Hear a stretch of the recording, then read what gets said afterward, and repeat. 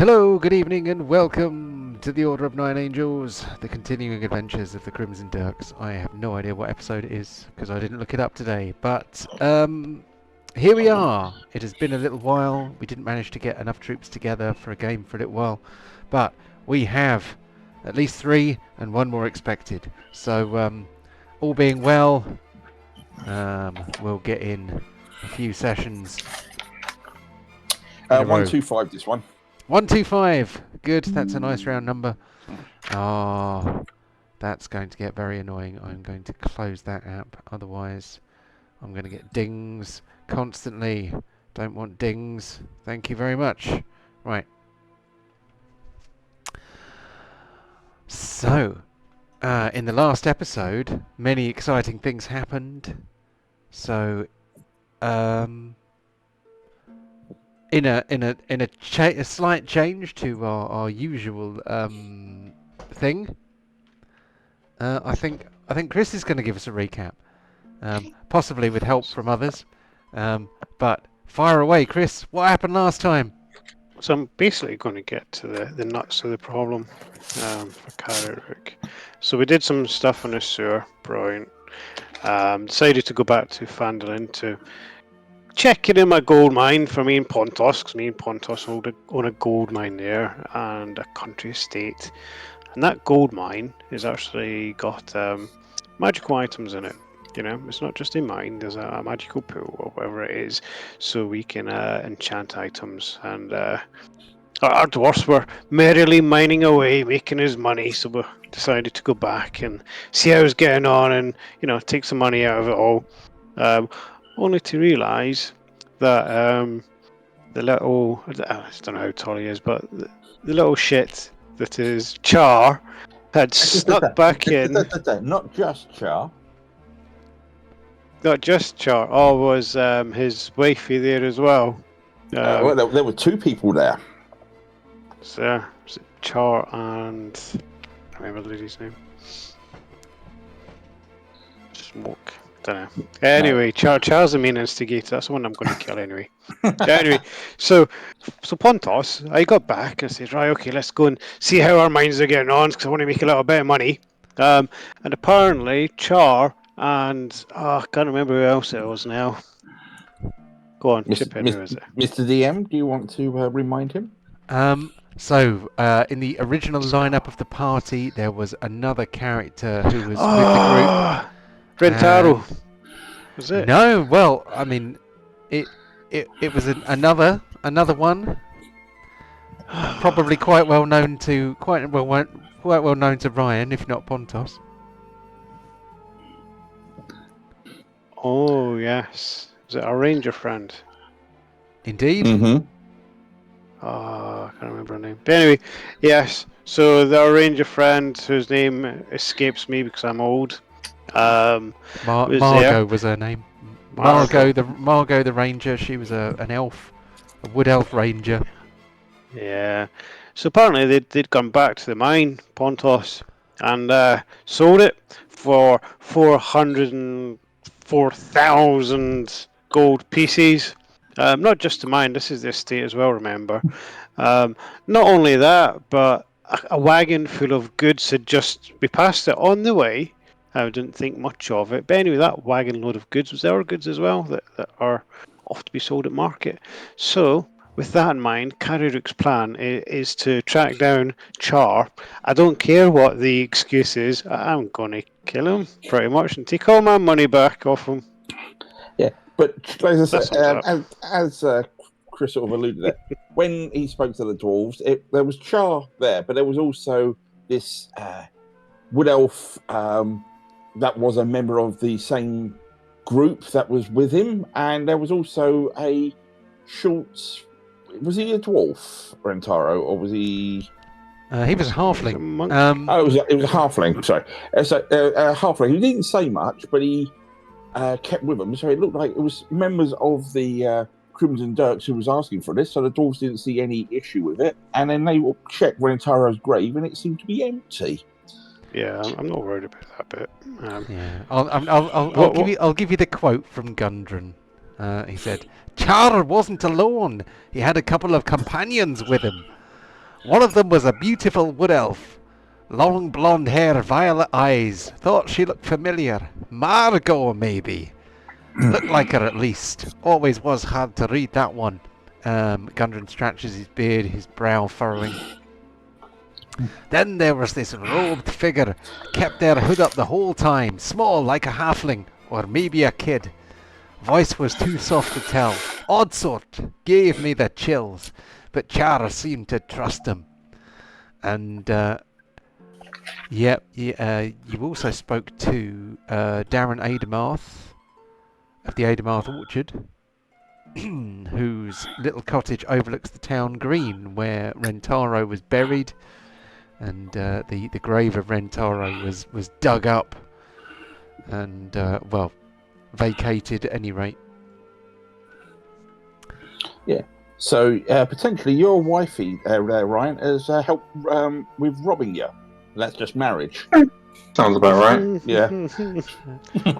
Now, So you were given a certificate of transfer. I like the Which is this fact thing that here. the one key detail you managed to remember exactly was the sum total there, Chris. yeah, that's kind of for you, wasn't it? So Kerrick's off on a murderous spree. He's just trying to decide if he should wait till tonight, then go and kill all the dwarfs and the officials that took part in this dubious transfer, or just go straight after Char and take him out. So, Well, I think is that a list last of names? I think last time you said that you were going to go and visit Elrayen Vintar, the Phandalin trade registrar. Yeah, because I was going to kill him as well. Wow.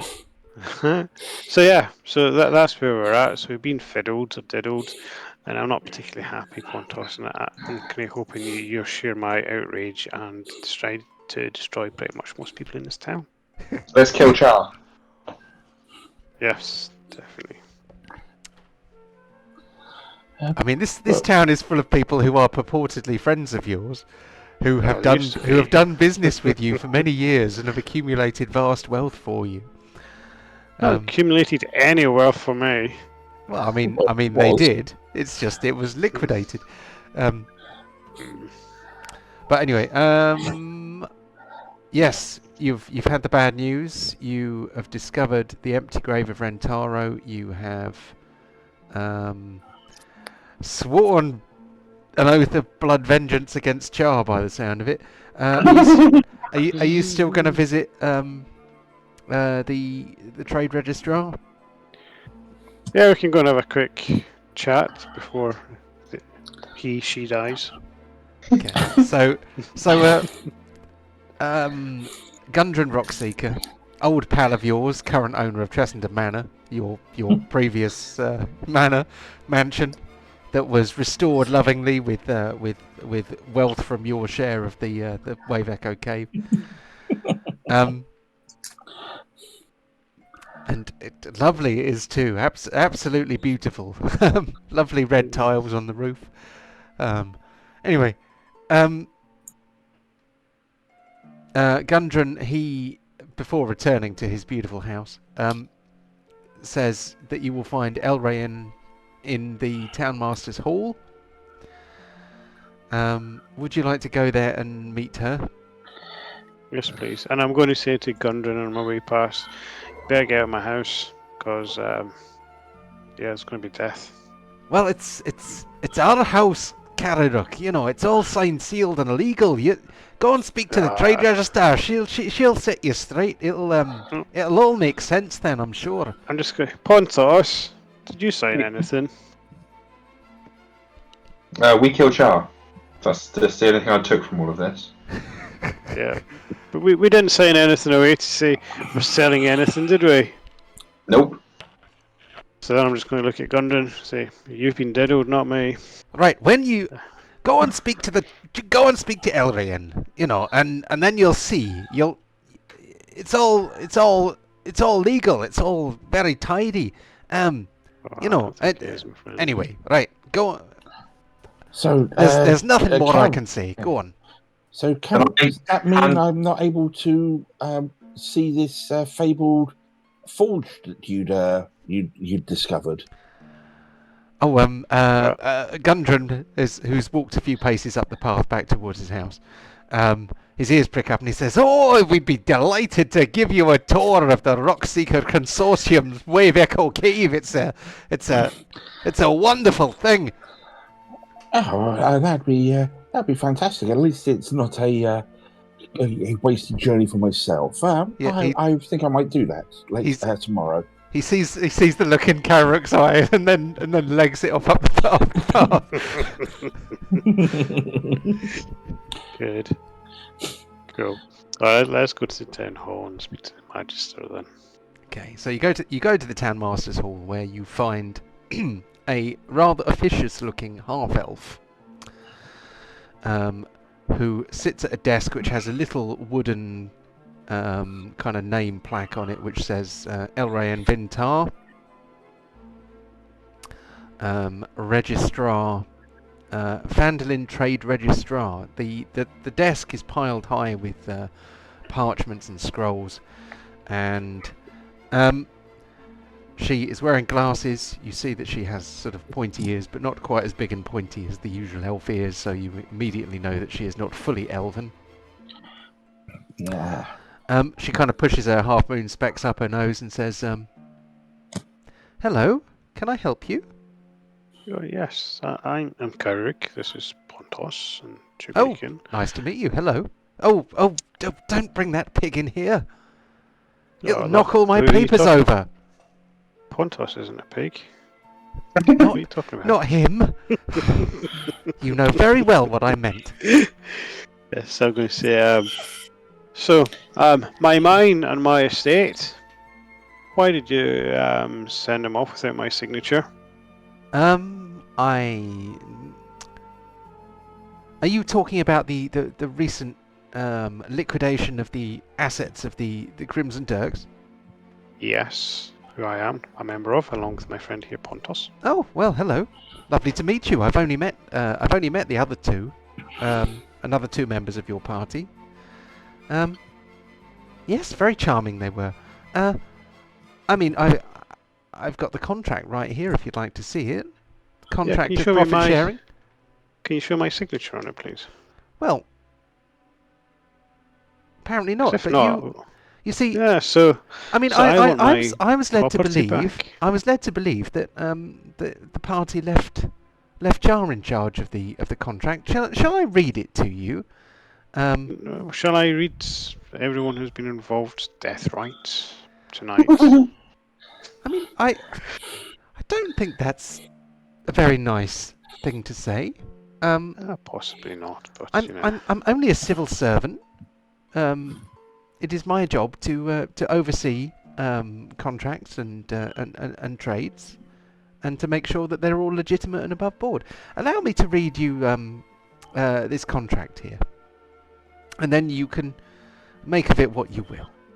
It is. Anyway, I shall begin. Contract of profit sharing between the Rockseeker Mining Consortium, hereafter referred to as the Consortium, and the Crimson Dirks, hereafter referred to as the Dirks. 1. Purpose and scope. This contract formalises the agreement between the Consortium and the Dirks regarding the division of profits derived from operations within Wayveco Cave. The Consortium agrees to compensate the Dirks for their past and future contributions to securing and maintaining the mine in accordance with the terms set forth below. Profit allocation.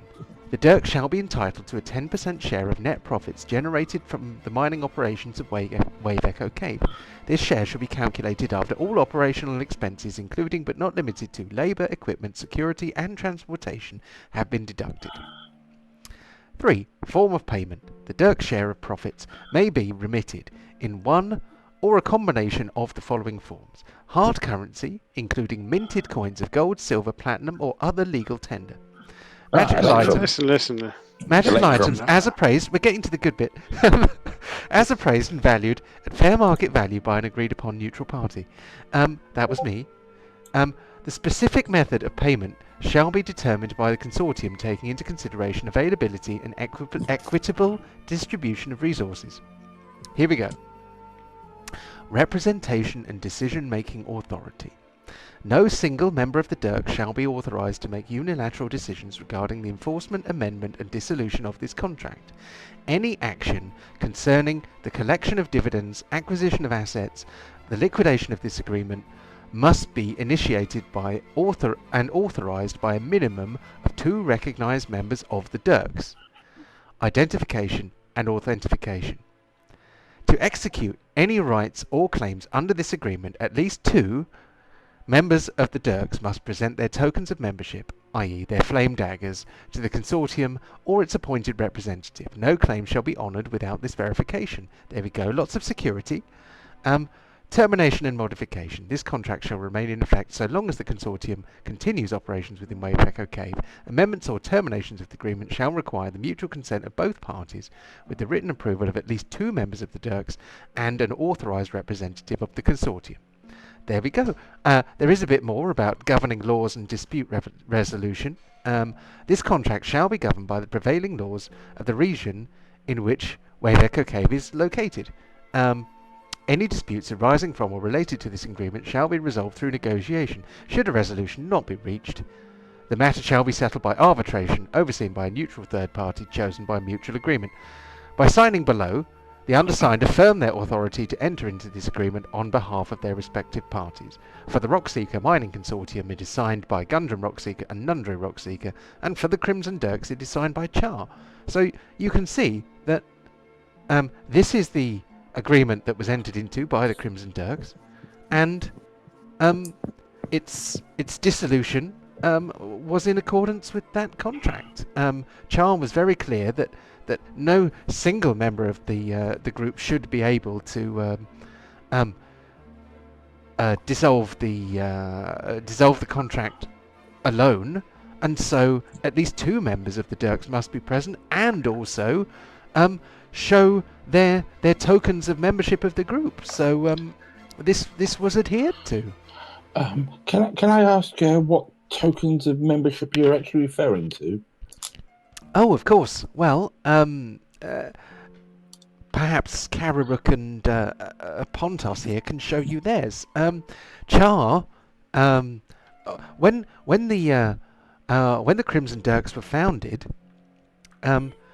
or shortly after, the adventuring party, which later became known as the Crimson Dirks, got their moniker of the Crimson Dirks. It was because Char gifted to each member of the group a dagger which he had touched during the forging process. The touch of the Fire Genassi's hand during the forging process caused them to glow a bright red, as if red hot, even after the forging process had been finished.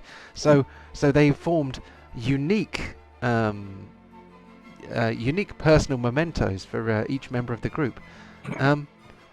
Yes, and every one of you has one, I believe. I don't have one of those, I'm afraid. That's why I was a little bit confused.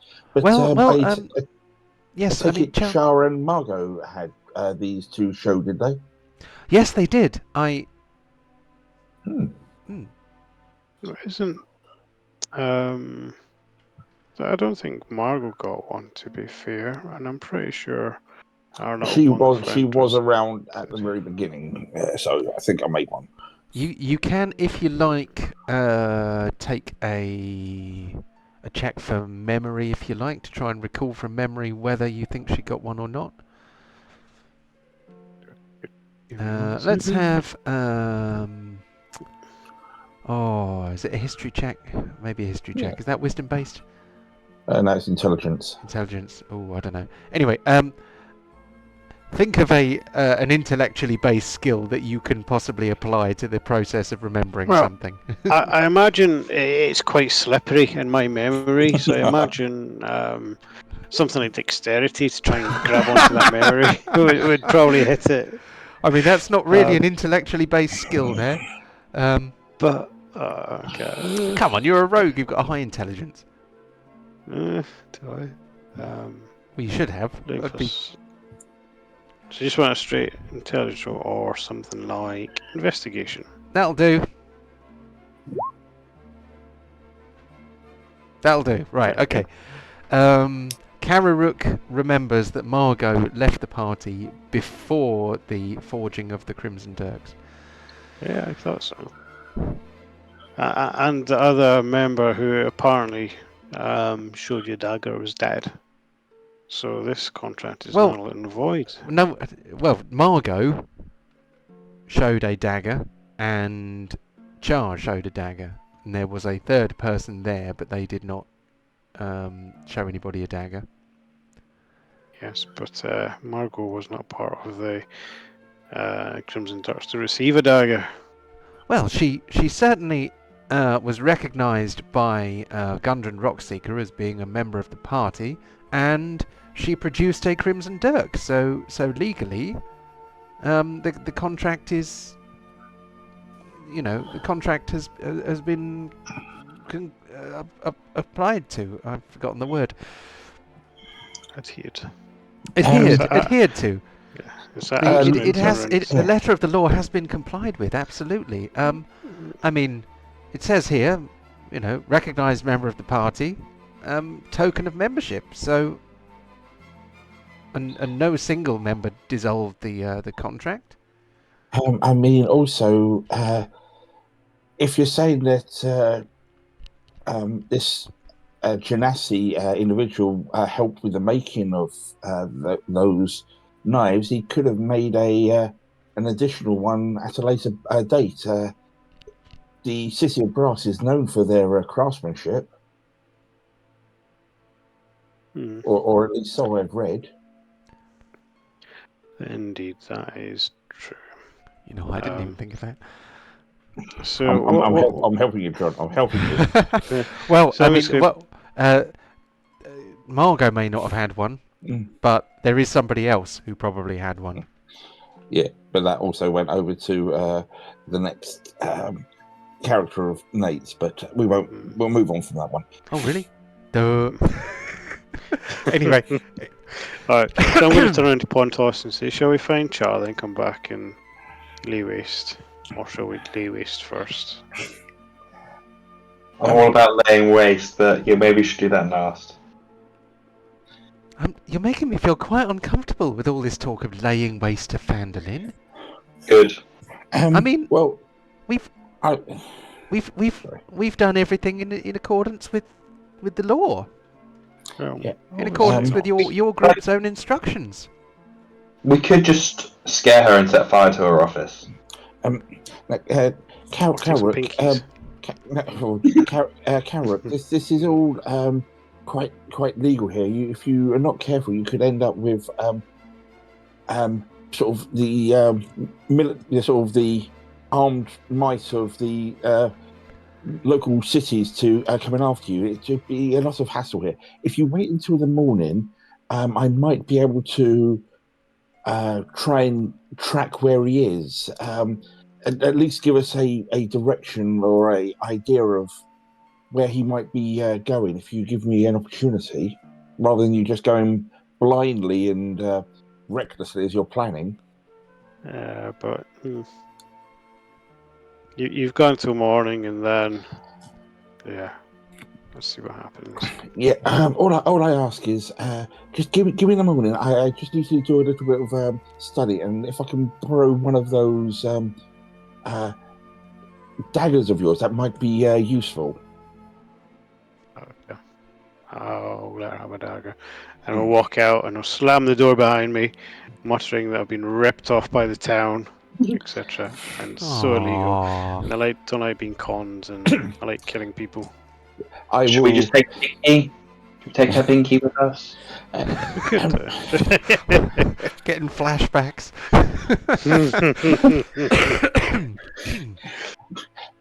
I will nod to the Magister after all this. I do apologise. I think they're a little bit upset with the situation when they arrived. They've travelled a little way. They're a little bit tired from the journey as well.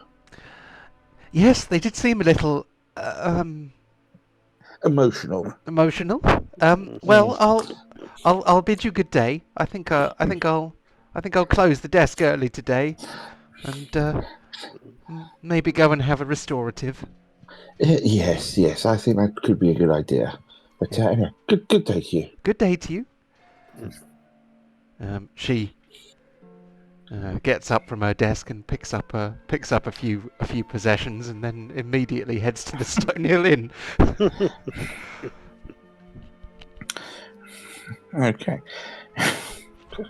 You bullies. I've been ripped off. I don't like being ripped off. It's a lot of money. It could buy me some cool stuff, or us some cool stuff. Okay. What are you guys going to do then? You see, Pontash, shall we go and get drunk? Yes, and then we should start setting fire to things.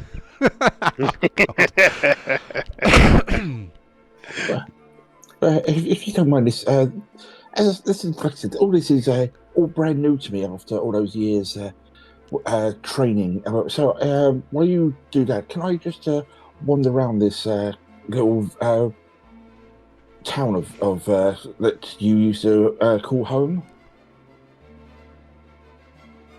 Yeah. Yeah, no worries. No? Was that a no? You want to know?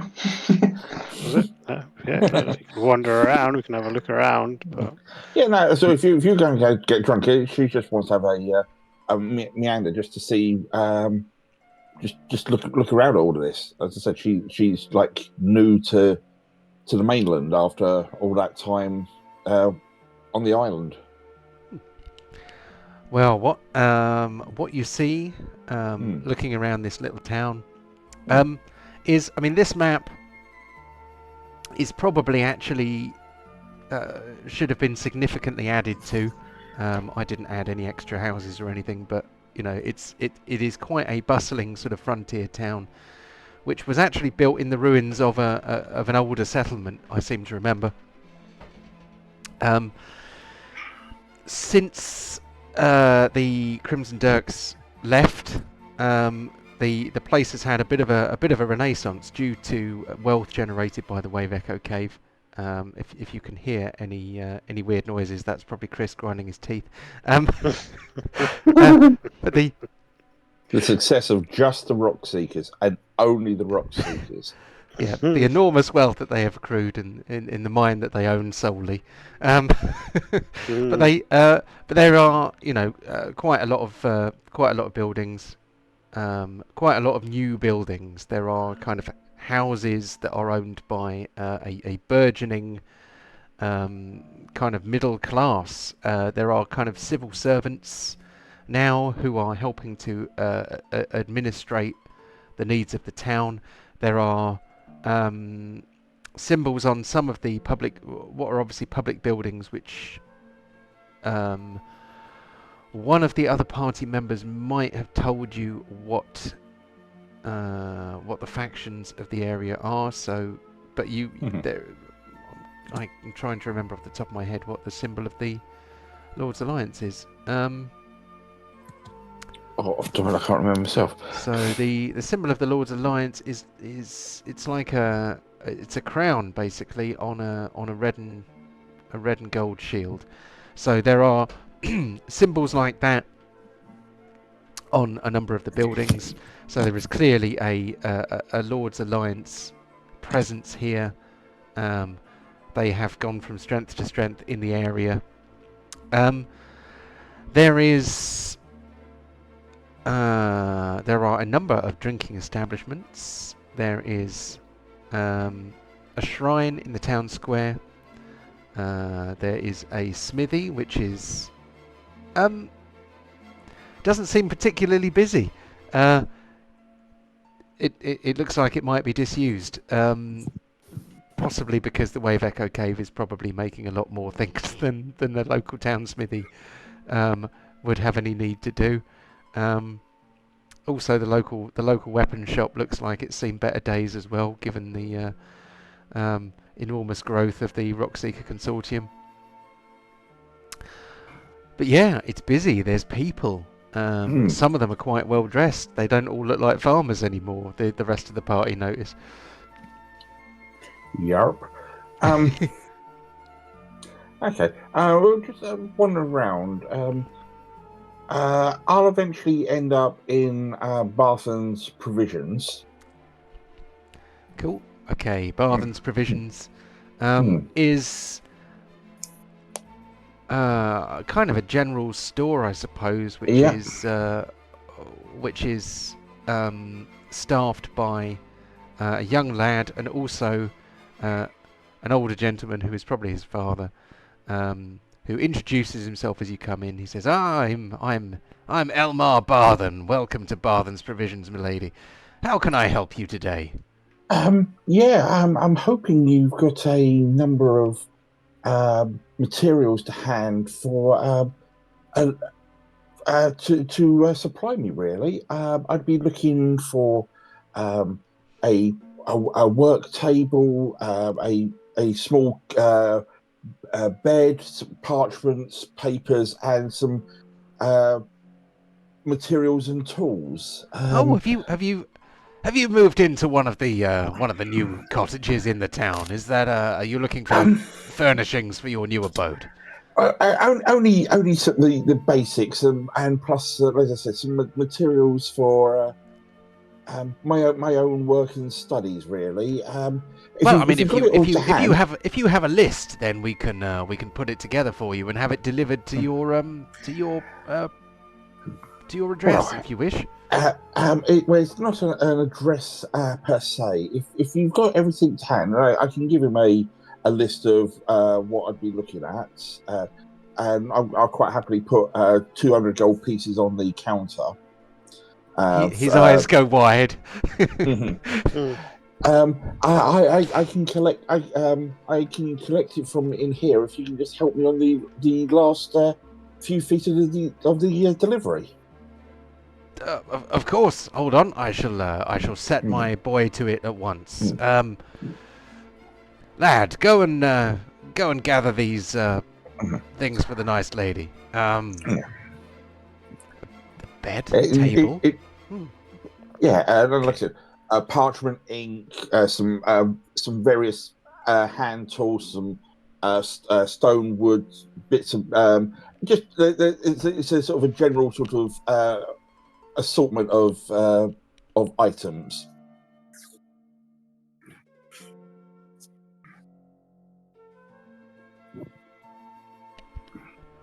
So they are happy to accommodate you. Mm-hmm. You have probably massively overpaid.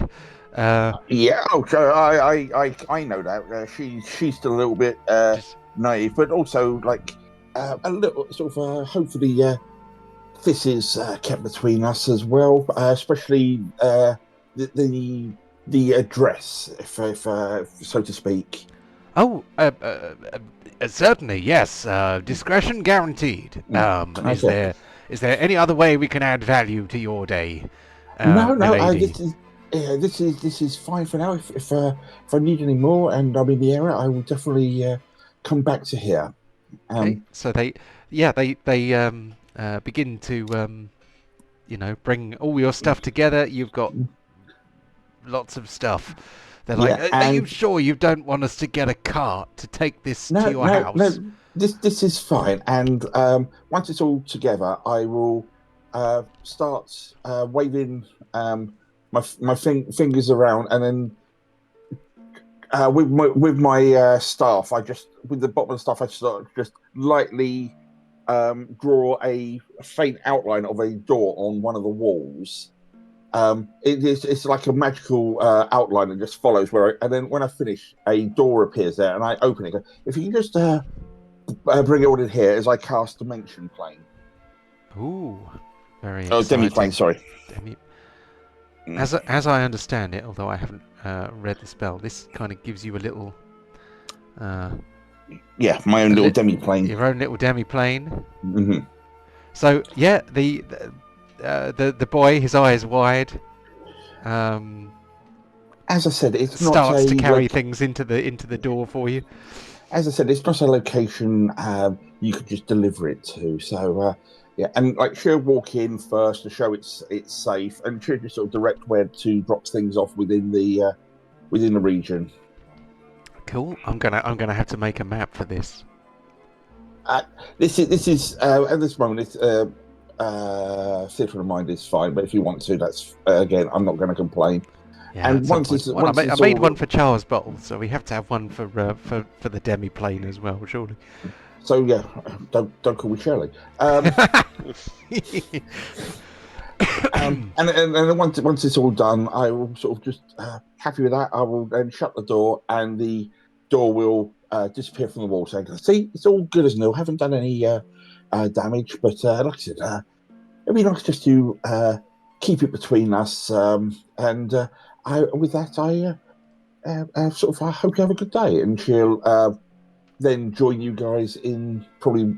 I'll probably hear you from 20 yards away. You screaming and shouting and drinking. Pretty Yeah. much. We're getting absolutely hammered. It's like We're not particularly happy at the moment. So Kararuk and Pontos go into the Stonehill Inn. I'm trying to remember who is the proprietor of the Stonehill Inn. I will find it in a sec. Did someone's air fryer just go off? I didn't hear That anything. was Logan, my son, making something in an air fryer. Give me a second. Oh. Good one. Where's he gone? Oh, okay, yes. Toblin Stonehill is the proprietor of the Stonehill Inn. The place is looks a bit nicer than last time you were there. They've cleaned it up a bit. They've got a bit of an outdoor seating area. They've kind of expanded slightly out into some of the unused area around it, and this, yeah, it's a bit nicer than it was before. It's all been freshly whitewashed, and the new bar has a nice polished kind of brass rail alongside it. When before it was just kind of a fairly crude, almost unfinished wooden countertop. There are people there. Hello. Is that blue? The screen is blue. There's a blue dot. Yep. Yeah. I just finished up and I'm going to be rolling home soon. No worries. Cool. See you in a I'm bit. still amazed at Pontos' hearing. Yeah, we have a full house today. It is a Christmas miracle. But yeah, the Stonehill Inn. It's nicer than you remember it. As Pontos and Kararuk arrive, they notice Elrayan Vintar, who, as you walk in, she is necking a rather large tumbler of schnapps or something like that.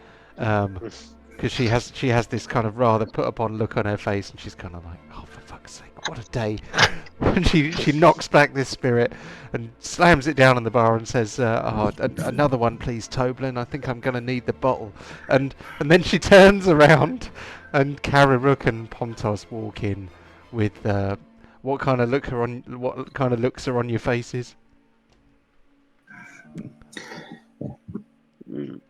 Whatever Just character looking. will support him.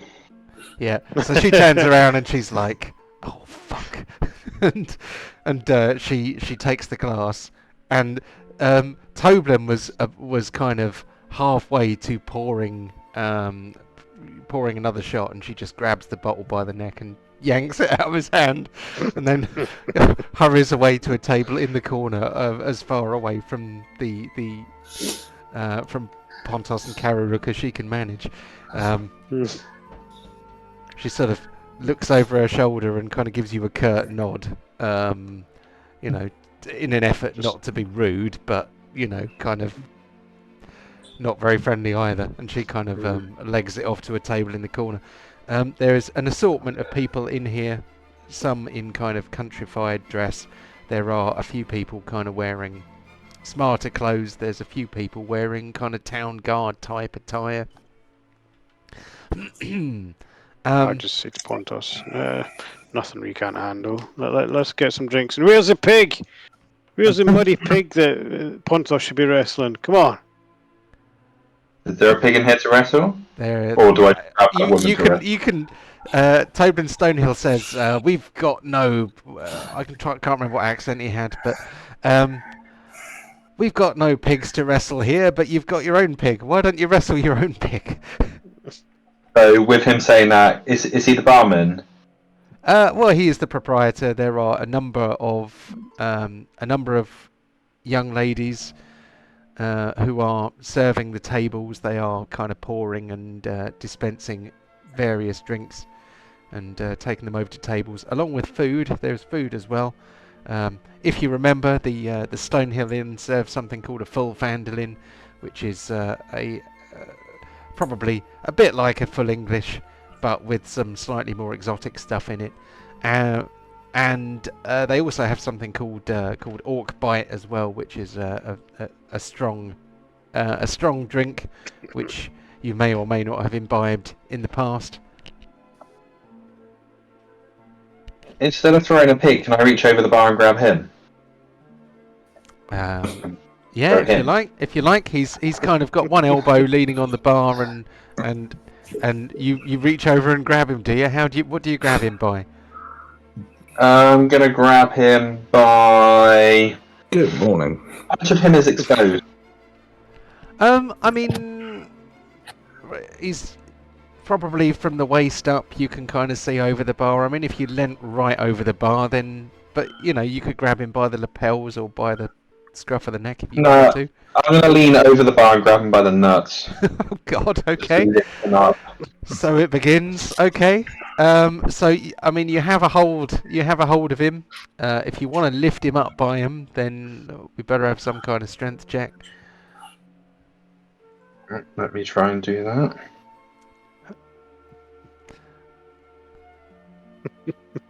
Sorry, 1 second. I'm just trying. My mouse is frozen. I'm just trying to get it to work.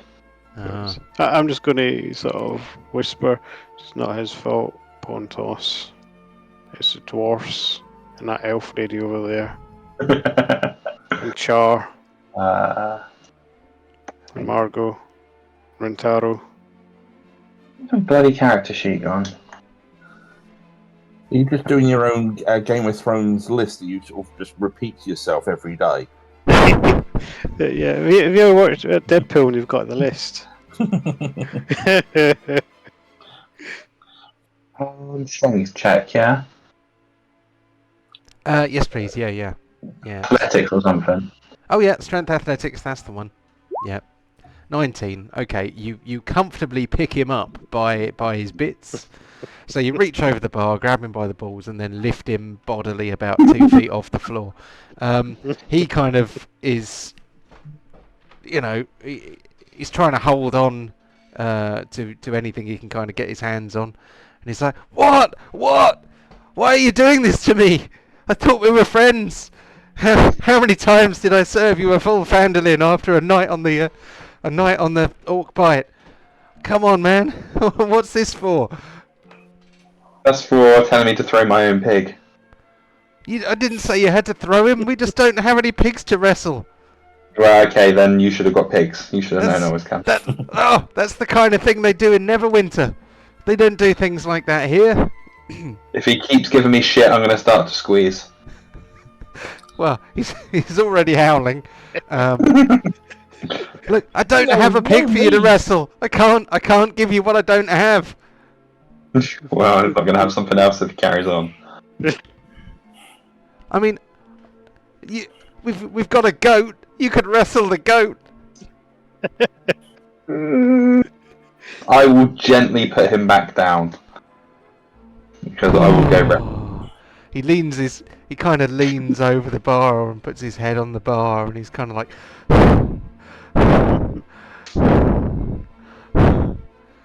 "Oh my God. So do you want to wrestle the goat?" Yeah, I'll wrestle the goat. And if I can't wrestle the goat, I'll come back for him. He says to one of the girls, "Hey, can you go and get the goat?" And she kind of shakes her head in disbelief and goes out of the room. out to some kind of stable, apparently. While she's away, do you want to order a drink or something, or are you just causing carnage generally? I have no idea what Kellogg's making of all this. I'm glad I'm just out of the way, just buying provisions and things that I want. It's like, this is nothing to do with me, officer. Yeah. Yeah. What are you doing now while you're waiting for the goat to come back? Are you gonna get a drink, or are you just gonna scare people? I get a drink, but I'm going to stare at the barman very, very awkwardly. Okay. So you've got your eye patch on one eye, and your kind of bright red glowing eye on staring into his soul, and he's like, he kind of pours you a pint of I don't know, what do you want? Water, please. He What? he kind of shakes his head and is like, okay. He pours you a glass of water, which looks lovely and fresh and crisp and watery. Enjoy on the house. No, thank you. What would you like, Kararook? I'm going to have a strong beer, please. Oh, Ale. we've Really got strong this ale. we've got this quite powerful porter here, made in rum barrels. That'll do, thank you. Okay, he pours you one of them. It's on the house. Yeah, and as he's giving drinks out on the house to us, I'm going to jump up on the table and shout, "There's a round for everyone on the house." Hold on. I'll turn around and look at him, and I'll extend my hand again. Like he says, like the man says, next one's on the house. And he sort of pulls out his coin purse and looks in it and is like, but yeah, he dispenses a few drinks. Luckily, a lot of the people there are already quite well into their cups and are not too quick to take him up on the offer. They're just kind of don't even really notice some of them. But yeah, drinks are dispensed. Drinks are drunk. Eventually, I'll once I've sorted myself out, I'll join them in here.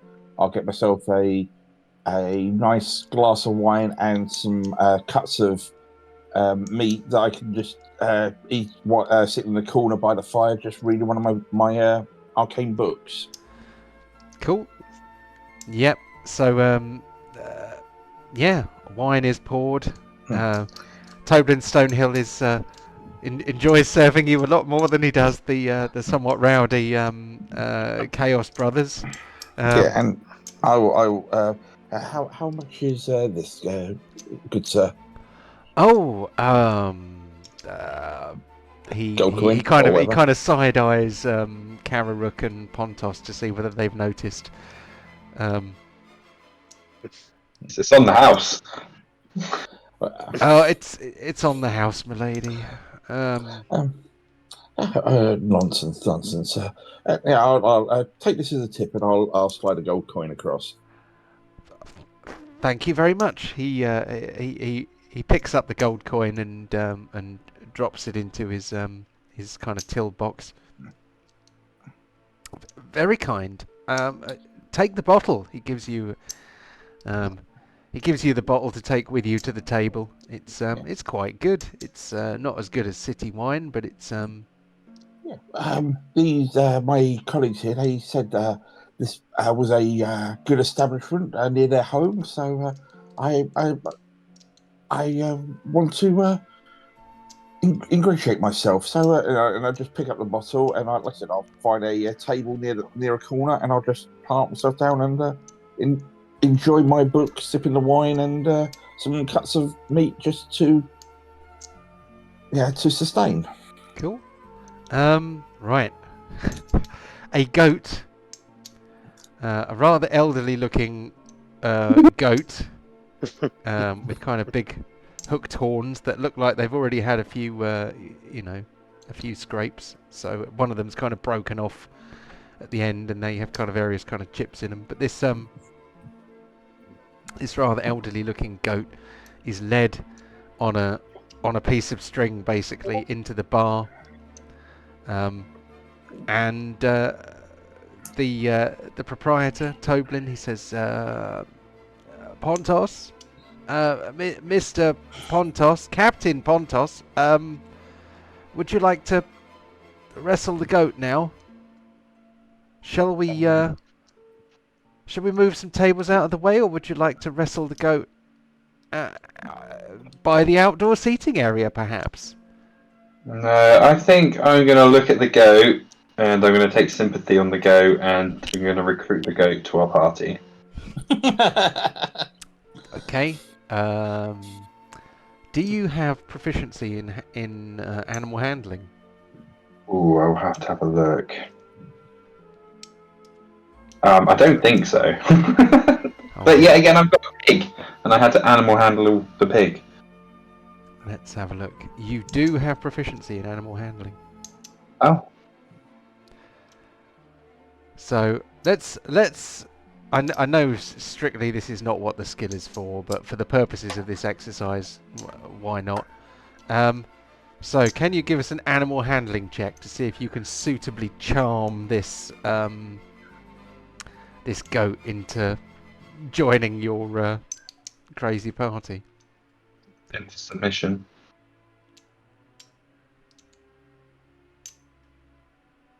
I can imagine a Captain Pontos who's drinking a glass of water, kind of conspiratorially leaning over to this goat, and whispering in its ear, telling it all the evils that Char has done to try and get the goat involved on the vengeance quest.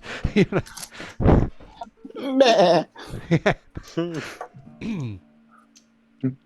I'm sorry, my thing's have you not found really it? working. Yeah, I have. It just doesn't really seem to be doing anything. I'm just trying. Which bit are you clicking on? I think I've misclicked it. Which I go? I'm just gonna come out of my sheet and come back in.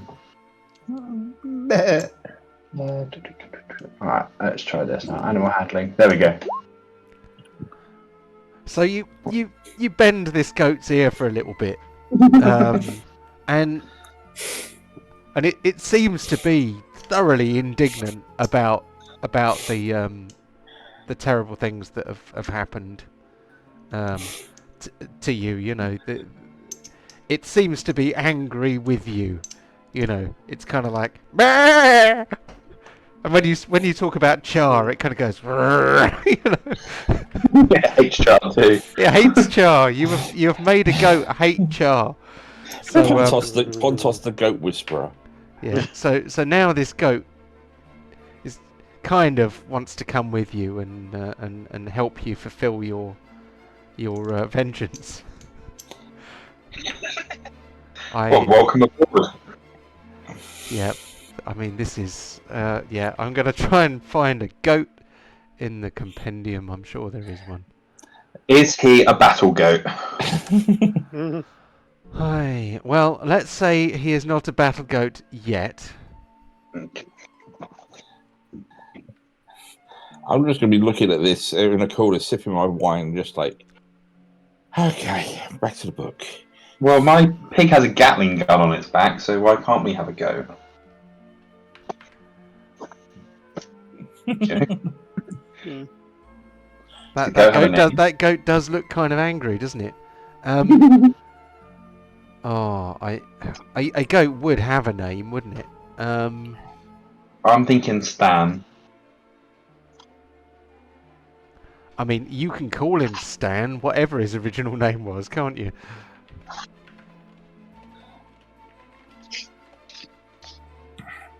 I mean, it's a step up from the goblin and the baby harness. Oh, I missed that. It was made out of guts, wasn't it? And it had a finger missing. Yeah. Oh, what a shame that was. Yeah. And So- is Char really the bad guy here? So do you call Yes. it Stan? Yeah, Stan the goat.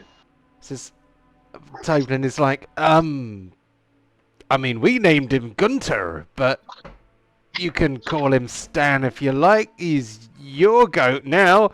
He kind of he realizes that you guys are crazy, and that he probably better not annoy you. At least not without more sober city guards in here or town guards in here. Pontos, do you actually want to give the people some gold for their goats? I mean, at least that way they can get a new goat. No. Oh, it's all right, miss. Gunther was a very old goat.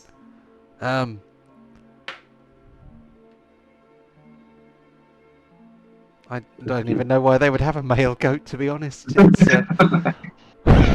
what would they do with him unless I mean, maybe he's an old, maybe he was a No, stud. Maybe he was a yeah. stud goat. He was 1 week away from retirement. No, just Now he's a war the goat. cheese harvest was especially salty. Yeah.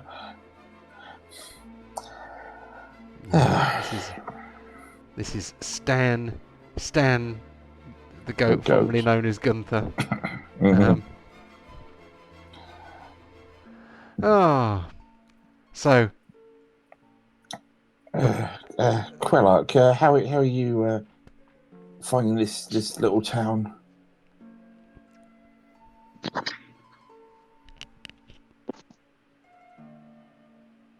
Speechless, I see. mm,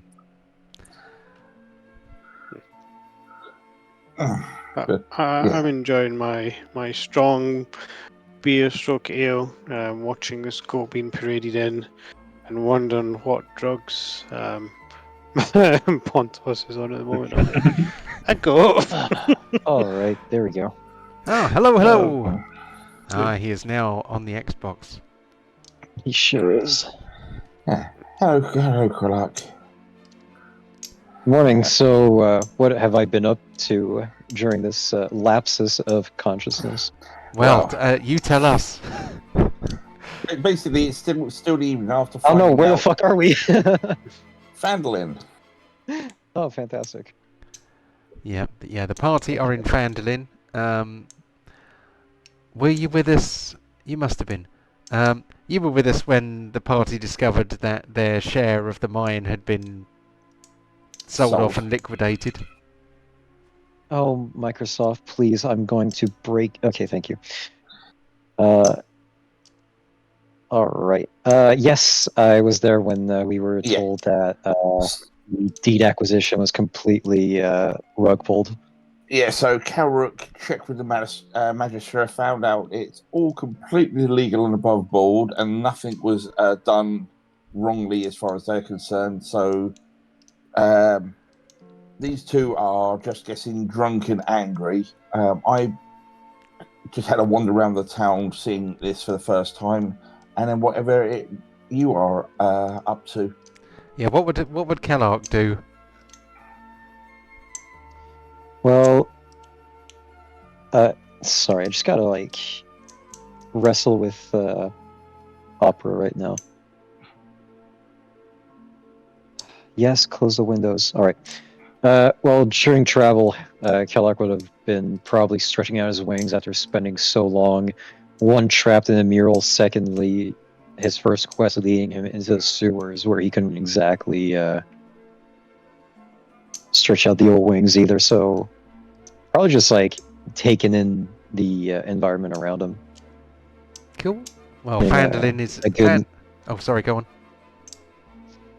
Since his memory's kind of shit, he figured he'd grab Assassin's Creed style synchronization type of thing around certain landmarks from the air.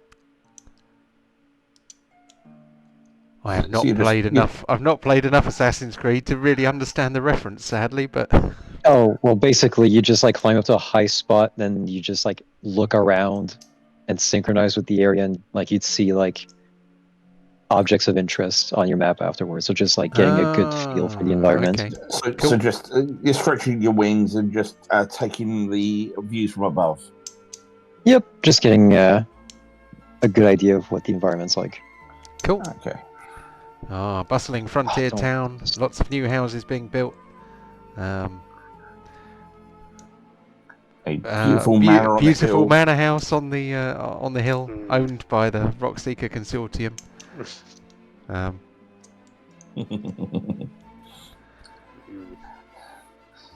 And Yeah. but I'm going to be spending, like I said, I'll be spending the rest of the evening just relaxing, reading, and just keeping out of the way, really.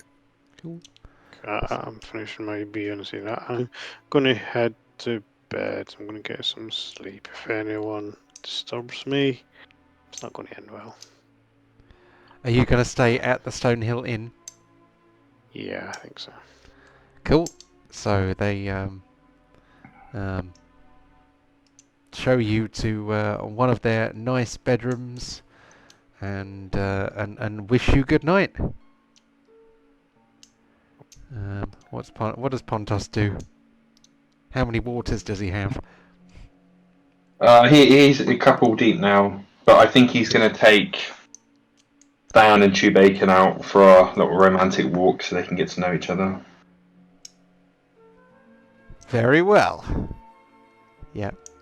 Pontos, the crazed pirate and former warlock of the Leviathan, is now taking his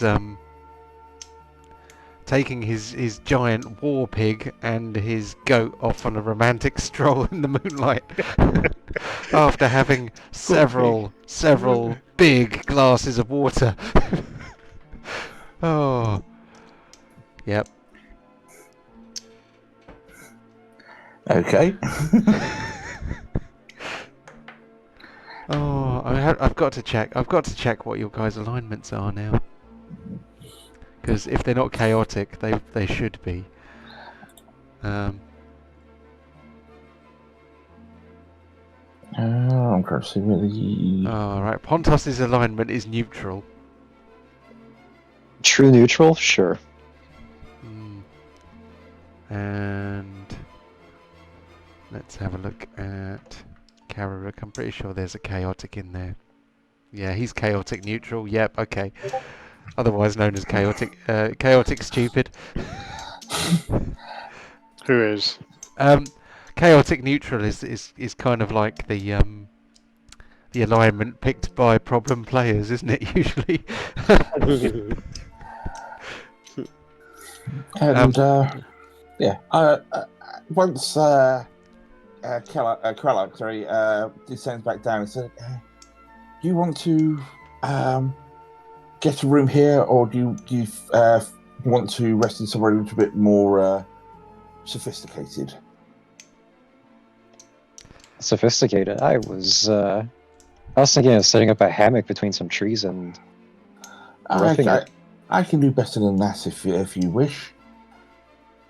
And just against probably the outside wall of the Stonehill Inn, I will cast my magnificent mansion. So again, another doorway appears, and inside here, it basically looks a bit like Rivendell kind of architecture. Oh wow. And there are various nice bed chambers, all very comfortable, all very soft mattresses and sheets and everything. It's a nice temperature, but but not too warm to be uncomfortable. So just take a room, and you can thank me in the morning. Oh, I thought Kellark had pulled then. I was like, Can you take me in the morning? No. Jesus. Oh yeah, he hasn't bought me a drink. Pontos technically bought me a drink, but no. He ditched me for his goat and pig. But no, just the magnificent mansion. It can have multiple rooms and the whole bit. So but it's probably a little bit more comfy than what the tavern beds would provide. yeah, absolutely. It is it is much, much nicer. I appreciate the sentiment, but I've spent God knows how long trapped within the wall and then in the sewers. I miss the sight of the open sky. I'll just rough it between like the stable and the tree and just put a hammock up there. I don't do well in confined spaces. Oh dear. So I'm- Yorl creates a mansion for Kellark and invites Oh, him in, yeah. and I told her I gets wanted to knocked rough it. back. Oh dear. Well, it's in fact quite like saying I don't do well in confined spaces, and there's you're all looking around going, what fucking confined space? Is but, there a roof above me? It's confined. oh my god! Right, Can I fly straight up in your mansion? No, it is confined. if that's what you need next time, I'll make sure there is suitable roof space. But well, if that's the case, Install a sunroof in the manor. I'll shut the door and use the luxury of what I've created for my own rest. Look, just because I leave with 3 bridesmaids like out of nowhere doesn't mean I'm easy. Like I wasn't even insinuating that. But it's fine. I seem to have that effect on 100% of people I hit on, so I'm sorry. Statistically, Yes, statistically, you have a 100% hit rate. I have a 300% hit rate. Well, Yorl wasn't even hitting. Yorl was actually just offering a little bit of comfort rather than you going on some straw mattress in a tavern. Oh, insight check. No, dude. You can if you want. I just wanted to rest on a hammock and just stare at the sky. I'm not gonna. I wasn't gonna turn down the manor to sleep in a clean, between quotes, tavern bed.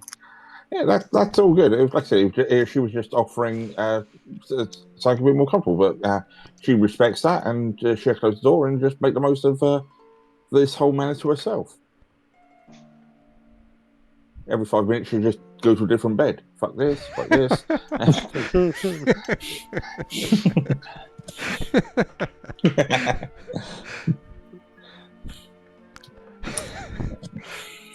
Yeah, it's like, oh, I paid for all these beds, so I'm going to go and lie on all of them.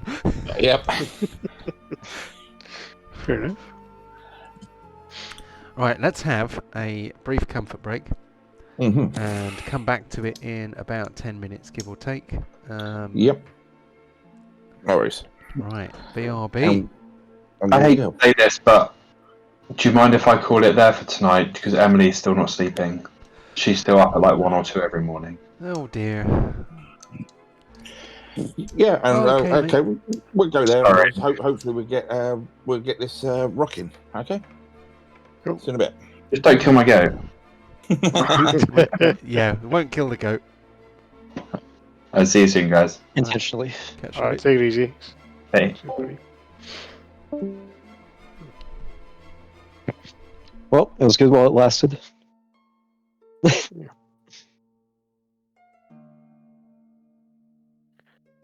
So we've got a goat in the party as well.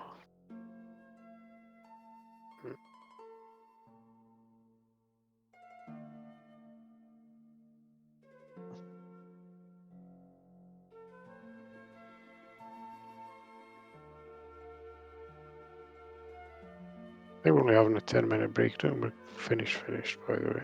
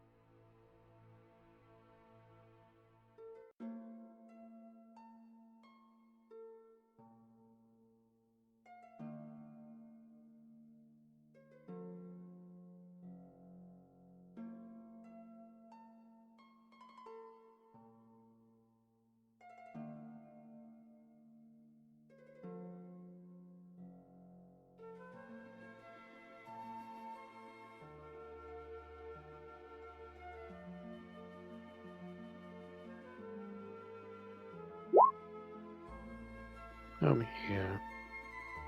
Hello. Hmm? Oh, I can't believe you. Yeah, it's like these people have just done everything legally by the contracts, and you just want to go and cut their fingers off and kill people. Yeah. Of course I do. I've been ripped off, so yeah, Carrick's not happy. He's a rogue, remember, so he's Oh, very edgelord. money driven, I guess. Money driven. Well, technically, Robin Hood could be a rogue, but he wasn't money driven because he gave it away. Oh, or did he?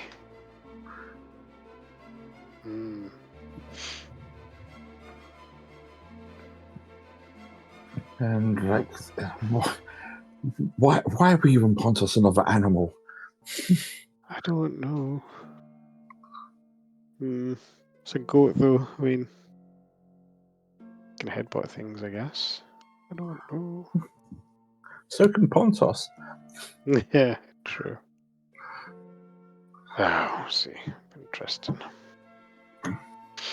I wasn't expecting to end or get halfway through tonight with another goat in the party. Yeah, but yeah, I'll have to give it a little bit more thought. But yeah, Yorl, if she's still got some decent spell slots, but at the end of the day, she has Magnificent Mansion. Which is Tiny Hut and steroids. Well, Tiny Hut just gives you a dome. You conjure an extra dimensional dwelling in range that lasts for the duration. You choose where its entrance is located. The entrance shimmers faintly and is 5 foot wide, 10 foot tall. You and creatures you designate can enter it. Beyond this portal is a magnificent foyer with numerous chambers beyond. The atmosphere is clean, fresh, and warm. You can create any floor plan you like, but the space can't exceed 50 cubes. Each cube is 10 feet by each side, so basically 500 feet square floor plan. The place is furnished and decorated as you choose. It contains sufficient food to serve 9-course banquet for up to 100 people and staffed by 100 near-transparent servants. Attend all who enter. You decide the visual aesthetics, and the rest of it is all like fluff and flavour. That sounds pretty cool. It's Servants a 7th. as well. Pardon? Yeah, it's Servants a 7th. as well. Yeah, it's a 7th level spell. So, but it's whereas the Tiny Hut is like, you create this little force field dome over you, so that you can roll out your sleeping bags fairly safe. This is like, right, I'll draw this on the wall. No one else can enter it unless who I don't want. And for the next 24 hours, I've got a mansion here with staff and food. Yeah, that sounds awesome to do it. Yeah, it's pretty decent. But yeah, since you guys went in there to get drunk, I thought, I'm not going to show you that because you'll probably just trash it. Don't know if we would. Though it doesn't really matter because next time I cast it, I can cast it brand new again. But that sounds pretty sweet. Yeah, and this is why powerful mages are fun. When you start going, I'll just create this because I'm not going to slum it on the floor anymore. Fuck this. Yeah, I mean, some people create it, so it's like, okay, it's not 500 foot square, but I'll make it like a mage's tower that I can stay in and like have as my place of rest and recuperation for a day, or you can have it as like I said, Rivendell, or you could have it as whatever aesthetic you want, depends on the character. Yeah, that's pretty cool. And I try to offer it to the person that's not drunk, and they go, "No, I'd rather sit in a fucking hammock." Yeah, I think Quailark might be a little bit special. I think you're all fucking a little bit special. I think Kyrick's dead on the money. I think Pontos is on drugs. Yeah, Quailark, I don't know what he's doing. Not wanting A nice mansion. Neither does he. That's the magic of it. Yep. True unpredictability. Oh, you've not seen anything yet. I mean, come on. Who'd have thought we'd end up in another goat in the party? I say another goat, but a goat in the party. So, yeah, thanks to Ryan's wife and Char, you got robbed. No. But it's the fact that, like I said, I thought it would be best for you to explain this to Ryan, since you're all, there's no real attachment for you're all of the what's happened here. You would bring a personal touch of a fucking former teammate of ours robbed us. Yes. Oh, so. Oh, no, I want to ask, actually. So I was going to ask, do you want to play Char again or not? But I don't want to know because I'm going to kill him. So. Wow. I'm going to refrain from answering this question because, yeah, there's game. Yes, there's game to play. I mean, interesting. it depends how he's leveled up, I guess. He might outdo us all. Maybe not. I just realized, holy shit, Chris, your microphone is actually good now. Yeah. Like, I thought someone else was in the group for like a hot second when I first joined. Like, all right. This is, you know what? Yeah, that's what his voice sounds like. Have you got a new mic or something then? Nope, exact same mic, exact same computer. There's no difference. I've just. Is it closer? I don't. It's always been close. It's right by my mouth. So, use a different USB port, but that shouldn't really matter. Man, that USB port is all kinds of fucked up if that's what was causing it. Shit's got cursed runes on the inside of it. Yeah. From Char.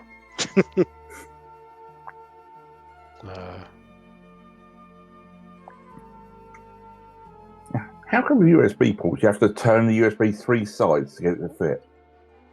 It's like, no, don't go that way. I'll turn it upside down. Don't go that way. Go back to the first side. Oh, now it fits. Why is that? Because it's just like, oh, are you off by like 0.03 degrees on the angle of entry? Fuck you. Not going in. It's dodgy. I think they designed it deliberately to be like that for some reason. But isn't it nice to come back to where it all began? Not right now. Will be soon. Well, you want to find Char, put him in his bottle, and then give it there to Pontos to store. Yes. Oh, but I remember the pig fighting was Neverwinter. It wasn't Phandalin, was it? That's correct. That was before me. I started session 2. Yeah, that's what it was. Yeah, I'm just joining you guys on a vendetta at this point. Just realize, like, man, you guys were wrong. Guess I'll follow along to see how this ends. I weren't robbed. It's those two that were wronged. I was oh, come here and look at our lovely mansion and our mine and all this kind of stuff. Like, okay, yeah, this is interesting. What do you mean? So you don't own it anymore? You mean you guys are poor? Ugh, fucking just walks away. We were very, very, very rich at one point, but twice. What happened to the last? What happened the first time when you were very, very, very rich? Who did you give the money to? Oh, yeah. All right, you guys footed the bill for my scythe. Also, I guess that's why I'm sticking around. Yeah. No, when they first in the second session of the whole campaign, they found this bottle in a chest, and when they opened it, Char was in there hiding. Yep. And rather than having a bag of holding or anything like that, they used his bottle as the means to carry all their loot and all this kind of stuff. Which is fair enough, I think. Yeah, I mean, it's just like a little bit different, and no problem with that. And I kept a tab on all the cash and items that were being carried in there, not a problem. And then there was an instant when we was in the Shadowfell where the only way we could get back, well, we had one way of getting back, which was a former member of our party had a wish from the deck of many things, and he could have just wished for us all to go back, but he didn't. So he said we found a different way of doing it, where basically this individual was casting banishment on us, which would send you back to your home plane.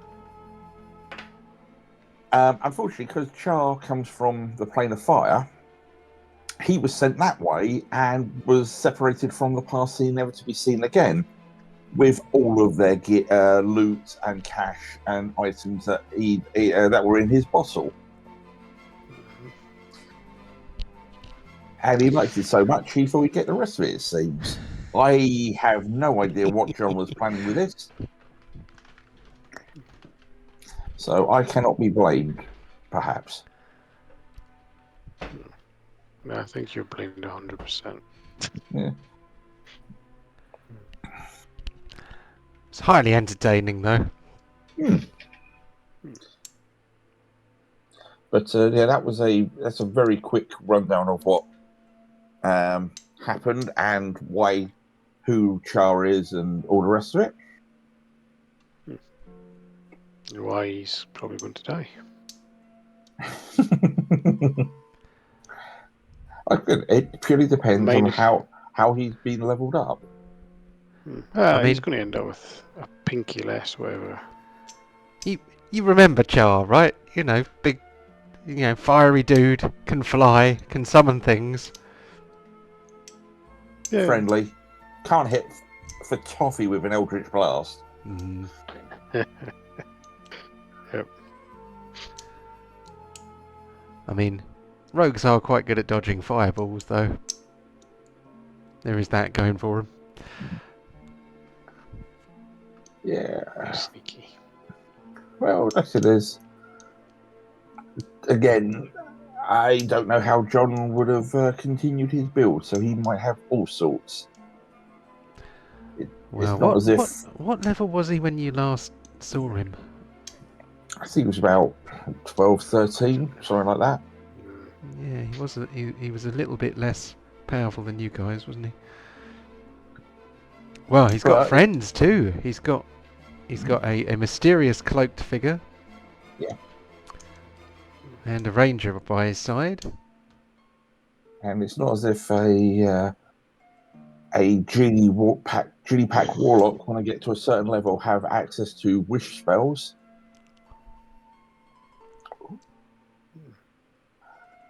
What could possibly go wrong? Indeed. Well, we'll see what happens. Okay, well, I think we're all back. Yep, I think we're all back who's going to be back. Yep. So, a new day dawns. I'm going to go and search for Joran. First thing. You'll see me come out of this very ornately sort of door. You're all like elven spirals all around it, sort of with a cup, finishing off a slice of French toast and a glass of orange juice as I step out. So, hey, wait a minute. Hey, what's that about? Oh, it's something I recently learned how to do from my research, but you guys were a little bit inebriated. Maybe tonight I'll show you if I've still got the arcane strength. It does take a little bit. It's a little bit taxing to cast it. Okay, whatever. Where's Char? Well, let's get down to the meat. Well, I think he's a tad hungover. I'm not hungover. I'm just eager to get my money back. Mm-hmm. Where were you? So, okay. Well, I did say to you, apart from, I did sort of get everything in place. So I'm just finding the spell. There you are. Right. And you see me pull out from inside my robes a crystal ball. And can I have that dagger, please? It might assist. Yes, of course you may. And I sort of find an area on the town green where I can sort of sit down and get comfy. And I want to cast Scrying, John. Cool. I'm just looking at it now. Mhm.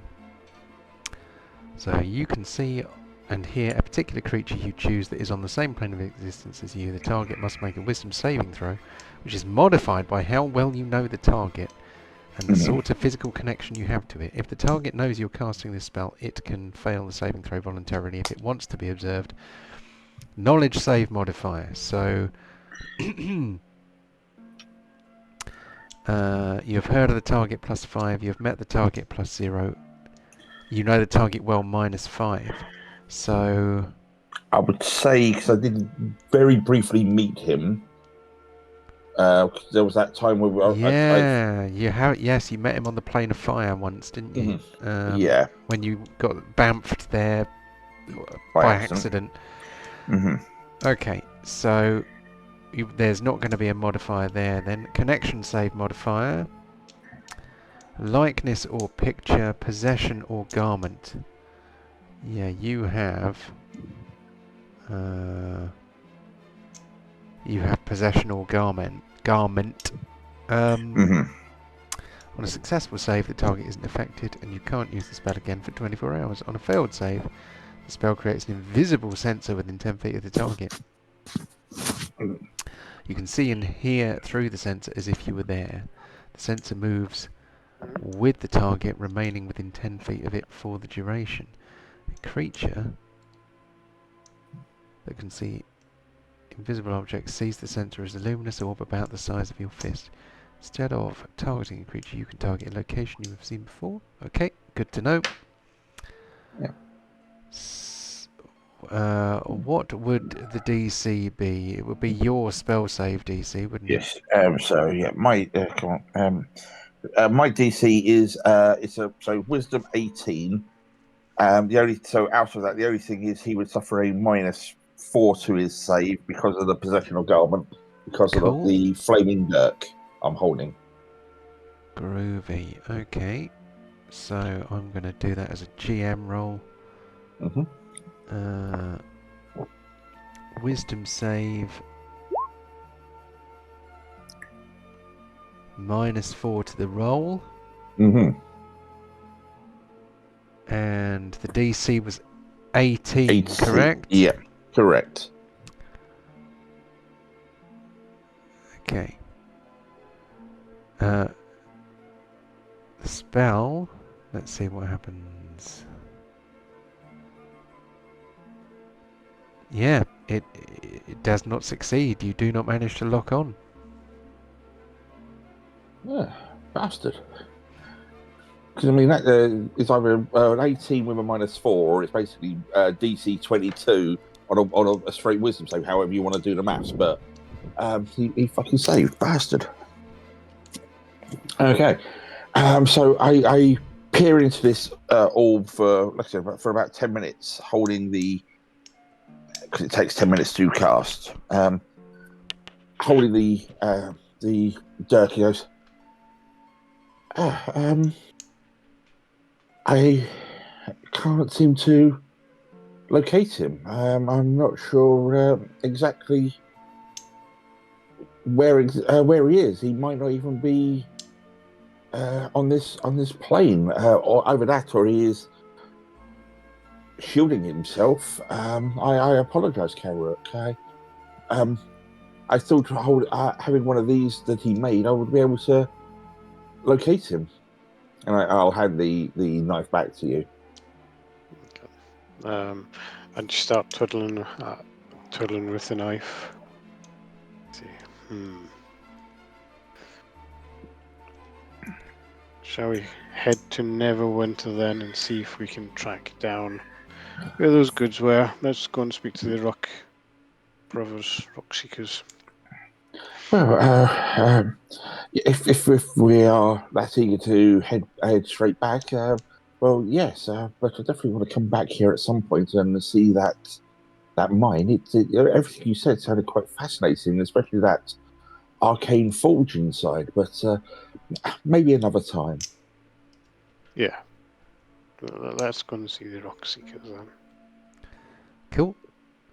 So, do you go and knock on the door?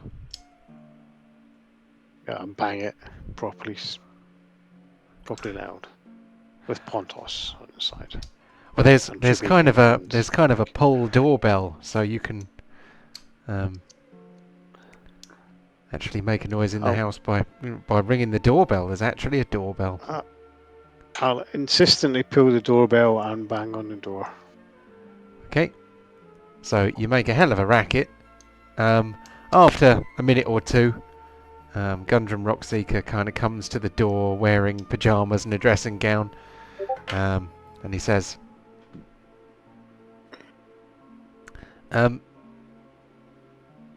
"Well, good morning to you. I trust you slept well. How can I help you this morning, Kararuk?" See, I slept quite well. I got drunk and you're still alive, so that's the thing, I guess. Oh well, good for the, you, lad. Good for you. How was your meeting see, with what's her name? Elrian. Yeah. Unproductive. So the shipment that was sent yesterday, where did it go and never went to? Oh well, you know, he didn't give us any big details about what he was up to. I think he was just heading north on the high road. I'm not even sure if Neverwinter is his final destination, but he's you know, definitely headed to the north.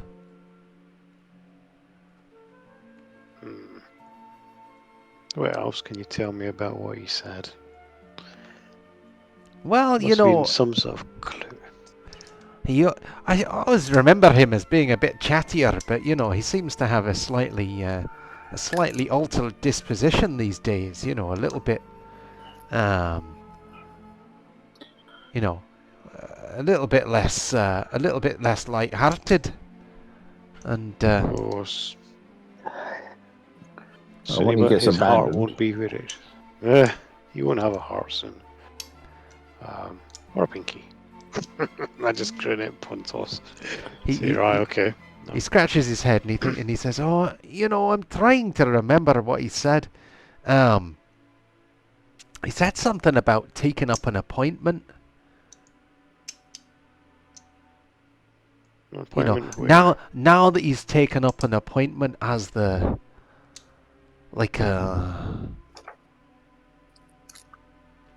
you know, I think one of his companions referred to him as ambassador."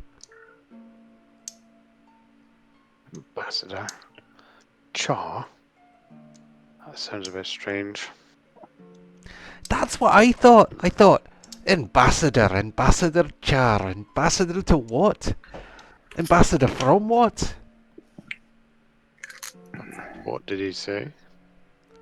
Well, you know, I was thinking it rather than saying it. You know, like when you have an internal monologue instead of an external one. You know.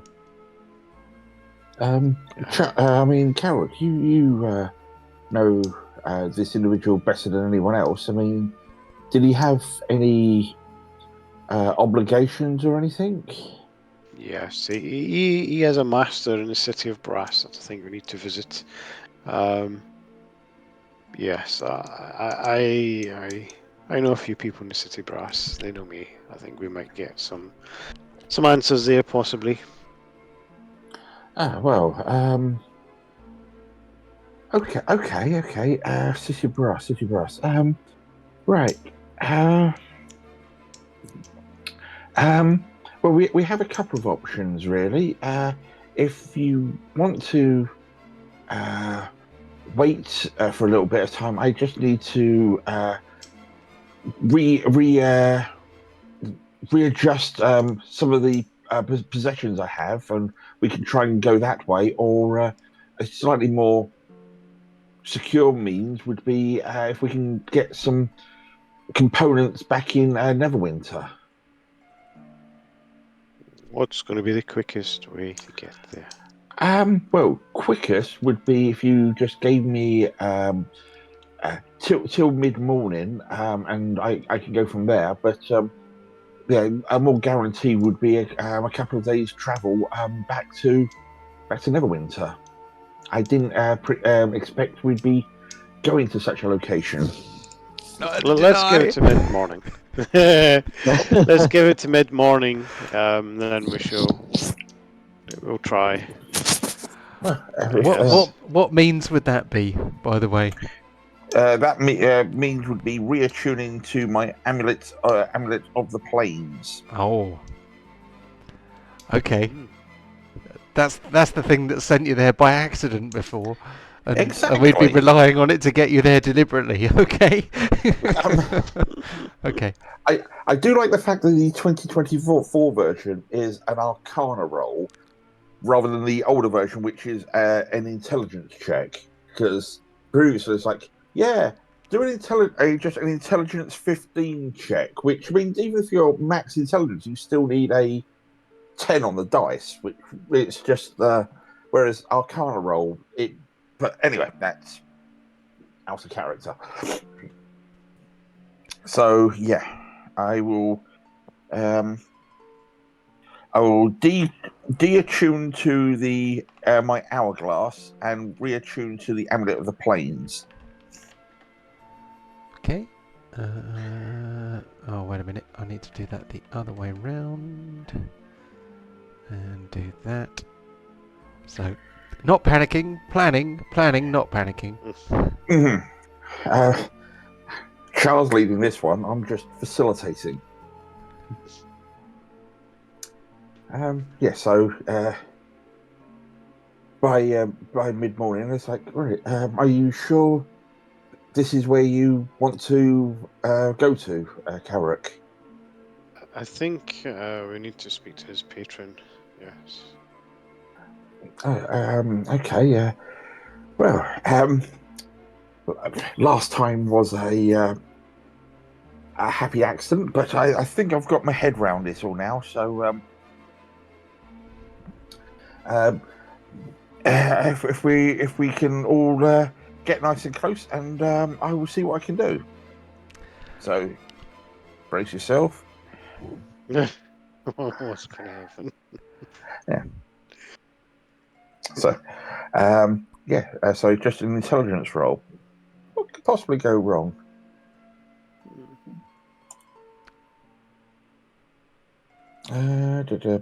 Public, normal. No, it's still. I'm still not smart enough to really fully control this bastard. Right, amulet of the plains. Mm-hmm. And it's successful on a failure. Each random location, so roll a D100. Oh, joy. 29. 29. And random 160. location on the Random plane. location on the plane you named. So we're in the plane of fire, guys. It might not be at the particular palace you were trying to describe to me. I don't know it that well. Okay, that gives me a few seconds to finish planning. Right. Oh wow! I've never had to do this mid-game before. Right. Just as long as you don't set fire to your house. So you find yourselves on the plane of fire. Now, it is intensely hot on the plane of fire. Obviously, obviously you took some magical provisions to stop you from being immediately burnt alive, didn't you? Well, it depends how close we are to the city. There is like an aura around it, so it's still hot, but it would prevent the exhaustions and all of that kind of effects. That's why the city thrives as well as it does. Ah, okay. Oh, don't overthink it, John. Come on, come on. Oh, not that one. I blame you here, Chris. Yes. I always get the blame. Well, you've been blaming Char for most of the evening. So, a kind and benevolent DM decides that you shall arrive at the We City drop of into the middle of the Brass. lava pool. You arrive near the gates to the City of Brass, so you are not a million miles away from where you wanted to be. It's still a very large city, so Yeah, you're still going to have a bit of a walk. So, the City of Brass, I had a map for it, but I don't think I've got it uploaded into Roll20 anymore. You are a bit of an expert on the City of Brass, Kev. Can you? Oh, right. Yeah, I mean, there's a number of gates to enter the city. There's one district that is more designed for travellers to and from, and is a little bit more open-minded. Then you've got different other sectors where, like the Azure live. You've got areas where the military and the barracks are. You've got the whole tower of where the Sultan lives and all of his entourage. You've got the main faraway where there's a lot of craftsmen and tradesmen of arcane items. So there's quite a lot of different areas like that. I'd have to call up the full wiki to remember all the details, but one of the big bits is there is a very enforced curfew period, and if you're out and about outside that curfew, you could be in real trouble. Let's see. Oh, roll us a d6 just for fun. I like D6s for fun. Four. So it is not curfew, which could be for the best. I am trying to resize something in the background. Nothing like a sort of a town squad of several jinn just appearing and going, "What are you doing out on curfew times?" But don't worry, Carrick, they're fire based. Yeah, they're most definitely fire based. A few of them know me as well, remember. Oh, come on. Stop fighting me, you godforsaken thingy.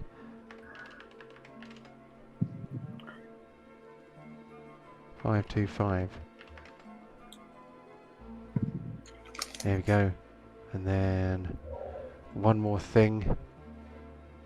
I really wasn't expecting to do this today. It's all your fault, Chris. Seem to be having that effect these days. And then we will give that a little bit more brightness so you can actually bloody see it.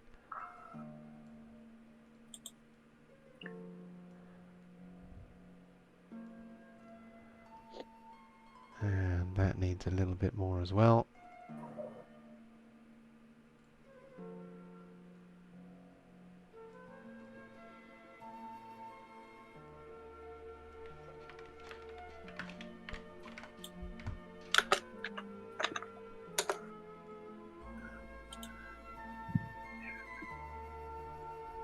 Okay, here we go. So yeah, the furnace, the plume, the char, casting, cinder sweeps. Yeah, I've kind of got the wiki page up now. There we go, and then we upload that. So, having been to the City of Brass before. And actually, having spent some time there and knowing the city a little bit, as you do, you are actually able to find your way to where you want to go, which presumably is into the audience chamber of Char's patron. Yes. So you arrive at Char's patron's palace. There are guards. Many of the guards are fire genasi. Some of them are smoke genasi, which look a bit like... they have a different look to them. They tend to dress in black. Obviously, they smell of smoke. And they have kind of a greyish, grey and black skin with red eyes. But yeah, smoke and fire genasi.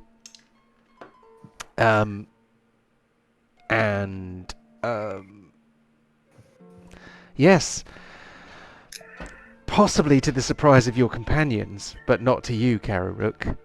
As you approach the gate, they all kind of look up, and they look at you and go, "Ah, it's Kararuk Thistledown again. Welcome back, Master Thistledown. Please, It's great to be back, my friends. would you like to indulge in some of these fine spirits, or would you like to try out this hookah here? Would you like the some? what? The hooker? Yeah, like a hubbly bubbly smoky- pipe sort of thing. Yeah, the smoking type of hooker, not. They got that kind of shishas in hooker. the realm. Let's go. Let's go. Yeah, sheesh. Okay. Cool. Yeah, obviously help yourselves, friends. So yes, you are offered comforts and food and drink and things like that, and then eventually you are shepherded towards the audience chamber of Char's great and mighty patron, who is a powerful djinn, and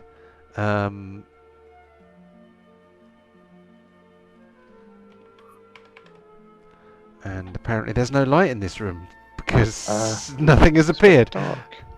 I can see on mine, so it must be your eye in the sky that you use. Yeah. That's It's the weird. same room as last time. Yeah.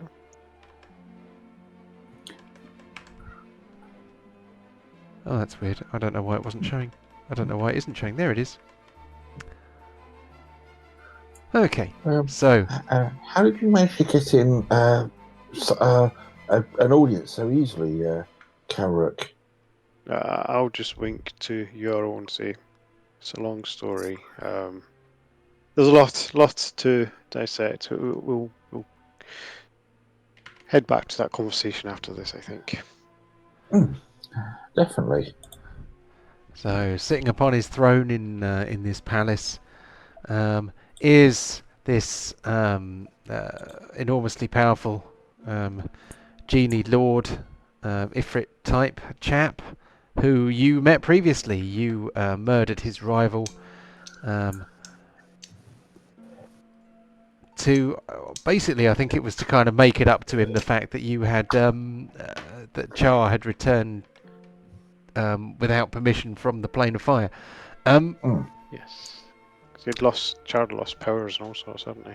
Yes. Yeah, he got de-leveled by one, and but he got his level back after dealing with his boss's rival. But anyway, you are here, and he looks down upon you and says, "Ah, hello, Kararuk. It is always a pleasure to see you again." Hello, my friend. I say to others, you better bow. I will definitely follow that instruction in front of this and bow. And he says, "Ah, hello, Pontos. I recognise you and Chewbacon. But the other members of your party I do not recognise. I am in place of what would have been a name. You hear a sound that sounds a bit like the bellows of a furnace and the sound of kind of flaming and hissing and sparking. So he kind of says a name and his eyes glow, but the name is not something that you could spell or pronounce. Is it one of the primordial languages he's speaking? Infernal, maybe? You know, that's a good 'Cause question. If it's one of the primordial languages, it shares roots with either primordial or Orin. I'd speak Orin. Maybe I'd be able to place the name. Yeah. How many Fs are there in Ifrit? I think it's one. Multiple. Because the compendium does not like to let me find the things that I'm looking for. EFR. Oh, it's an E. Okay. Efreet. There we go. Afriti from the Monster Manual. Let's see what languages they speak.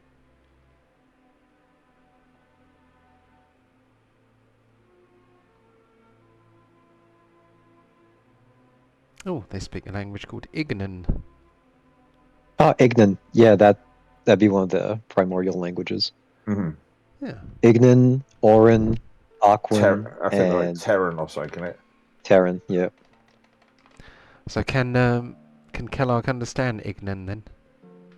I don't think he'd understand Ignan fully, but it's one of the 4 primordial languages. I assume they'd share a root since primordial is also a language.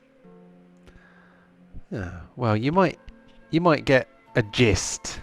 His name is Dave. Yeah, it's Pleasure to meet you, Dave. yeah, but it's basically the sound is like, you know, the sound of, you know, fire crackling sort of thing, you know, and that, you know, actually from the point of view of speaking a primal language or primordial language,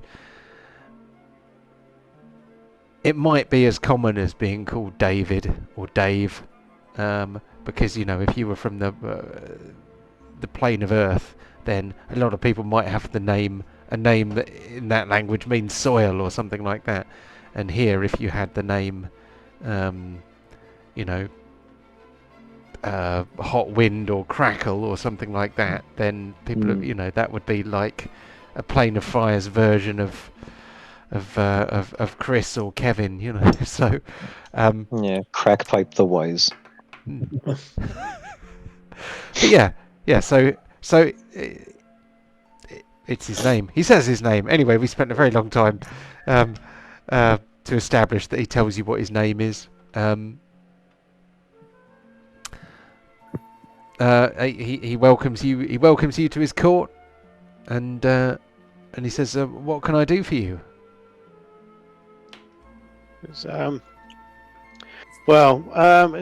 We hear about Char, actually. He's back up in the material plane, so he got there somehow, and he seems to be an ambassador. But yeah, he's stole some stuff from us, which is making me rather unhappy. So I was just sort of curious if he's made his way back here. Have you made him an ambassador? What's happening with him? Ah, well, a little while ago, he found his way back here. He appeared back in the City of Brass. He seemed somewhat surprised to have arrived here. But he came back with quite a lot of treasure and a number of interesting magical artifacts. And so I decided, after just a little bit of a little bit of torture, to punish him for departing from his mission, we welcomed him back into the fold. He seemed to have a slightly different disposition. He was a little bit crueler, and a little bit more ruthless, and this made him quite popular with some of the Afriti lords. In fact, he has been promoted out of my service by a higher lord than I, and he has been appointed as the City of Brass's ambassador to the Nine Hells. Say, wow, that is some promotion. It is, yes. Anyway, I'm glad you tortured him. I think he deserves that. He 100%. he bore it well, as he always did. But yes, he is no longer in my service, although he is still in service to the city. That's unfortunate. Hmm. Do you know? Did he have any target practice when he was down here? Because I remember he was useless when it came to casting spells and targeting things. Yes. Even when he was a boy, for some reason he just couldn't hit anything with his Eldritch Blast. It's quite a disability with him. I remember a rogue who couldn't avoid a fucking fireball. Oh, say, dear me. Okay, so he's the ambassador to the Nine Hells. How does that happen? Well, That's it's quite the title. it's a very, very prestigious title among the citizenry of the Nine Hells. The citizenry of the City of Brass. We do quite a lot of trade with the devils of the Nine Hells. We share a lot of affinity. We have similar ethics and temperament. Yes, we have an embassy to the Nine Hells here, and there is an embassy to the City of Brass in the Nine Hells, of course. As the ambassador to the Nine Hells, it will be, I don't know, his job to frequent both, but his nominal base will probably be the Nine Hells these days. That's interesting. I'm just going to look at Quark in your own point of view. Do you fancy going to the Nine Hells? Can you find out exactly whereabouts? Because there. Do you know much about such places, Calric? Nothing at all. Only that Char's there and he's stole my money. Well, before I say much more, can I do like an Arcana check about how much I may know, John? Yeah, if you like. Yeah, I don't think it's necessarily her area of expertise, because she spent half her life studying the Netheril and the Shadow Realm, didn't she? But that's a good roll though. So she obviously remembers everything she's ever read. Basically, she's one of those annoying people who she can't use that bloody amulet, but she'll give her a book. When she was at school, she would read the textbook from cover to cover and know more about it than the teacher did, probably. And remember all of it years later. I mean, to start off with a nice and simple, Carrick. I mean, in the most basic terms, there are 9 layers of that plane. Each one is as vast as you can imagine anyway. Infinite, Yoral.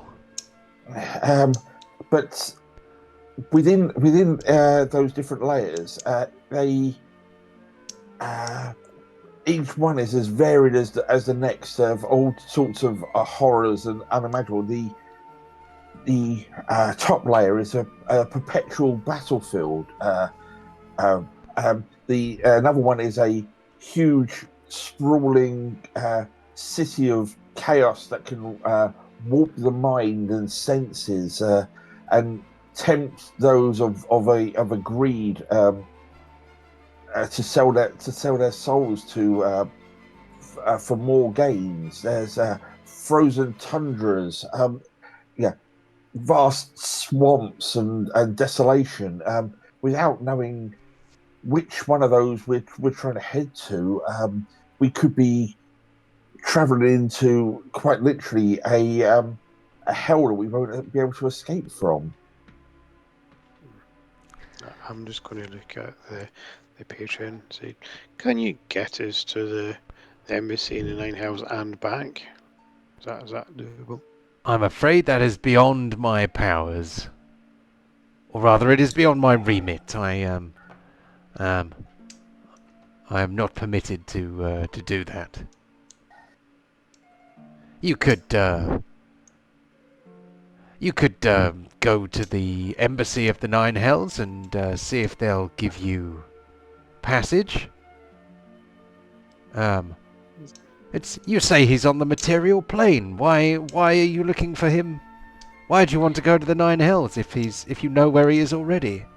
Well, I think he might be on the material plane. He's definitely moved, so that's what we're trying to find out. But do you mind if we look around the city before we head off? Of course. Help yourself. Let's see. But don't go out after curfew. Not even my influence can save you if you do.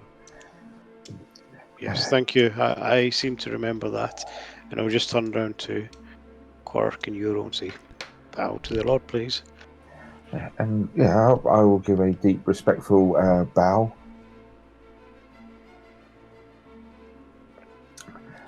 If we're He going gives you a to, nod.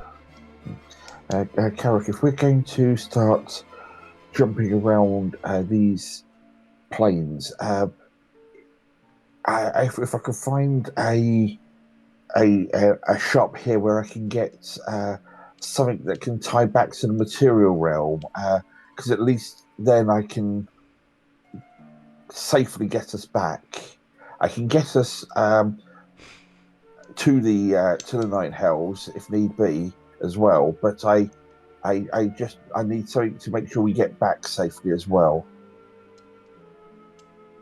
I'll just nod my head. Yes, that makes sense. I'm just going to turn around to the patron and say thank you once more for your kind time. It's A very much pleasure to see appreciated. you And do as remember always. the pleasure's mine, Lord. And remember, if you ever come up to the material plane, do visit. It'd be helpful and glad to show you around. Oh, excellent. You can show me the best places to burn and destroy. Oh, yes. That'll be fantastic. Here is Phandalin. Knock yourself out. Yes. You read my mind. Fantastic. Cool. So, all right, shall we head into City Brass? I'm going to say to Euro Quark. If there's anything you want to go out there and buy, then please do so. I shall sit here and chew the fat with the Lord for a little while, I think. Okay. Where do we stay? Where do we go? Yeah, you know this place better than what we do, Calric. There's a tavern down the road called, can't remember to be honest. The Smoky Fire Pit, which is fantastic. But you do need to be there before curfew, otherwise, there could be trouble. No, I understand. I understand. I will head out to start taking the sights of this. This is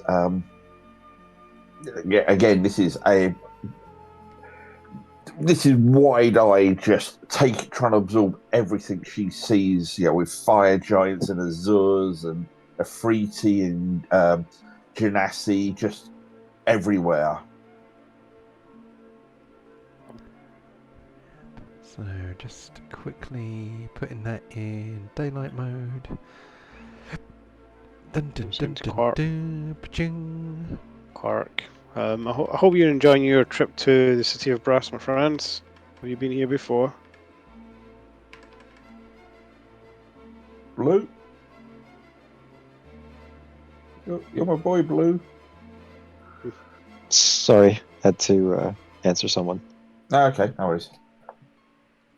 I hope you've enjoyed your time in the city of Brass. Have you been here before? Not that I remember. It seems very unfamiliar, and you can see like Kellark's feathers are just like lifted up, trying to vent out the extra heat from this plane. Like bird kind doesn't sweat. This is actually rough. Not gonna lie. I think I'd remember such an unpleasant feeling. Friend, this is lovely. Everything here is fire-based almost. It's perfect. What a beautiful place this is, right? Kellark is on the verge of heat stroke. If memory Yeah. serves me correct, let me just check on. I think it's Avencia that's the kind of the area for like the almost like the tourist kind of or travelers can locate like board and everything. Yep. Where's that? Sorry. This place right here, Ah, okay. There we go. because it's right by the gate of Ash, and then that's the Commoners Market, because that's where sort of. But Let's turn that grid off. There we go. Don't need a grid. what a beautiful place. So yeah, I've just been getting around open-eyed, but ideally hoping to find some Arcana-based place to try and get a tuning fork for the material plane, so I can at least guarantee I can get this home. Mm.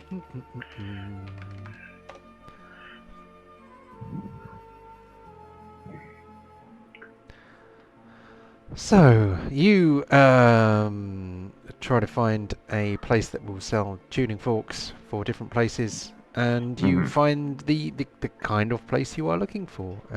The shop. The shop is owned by.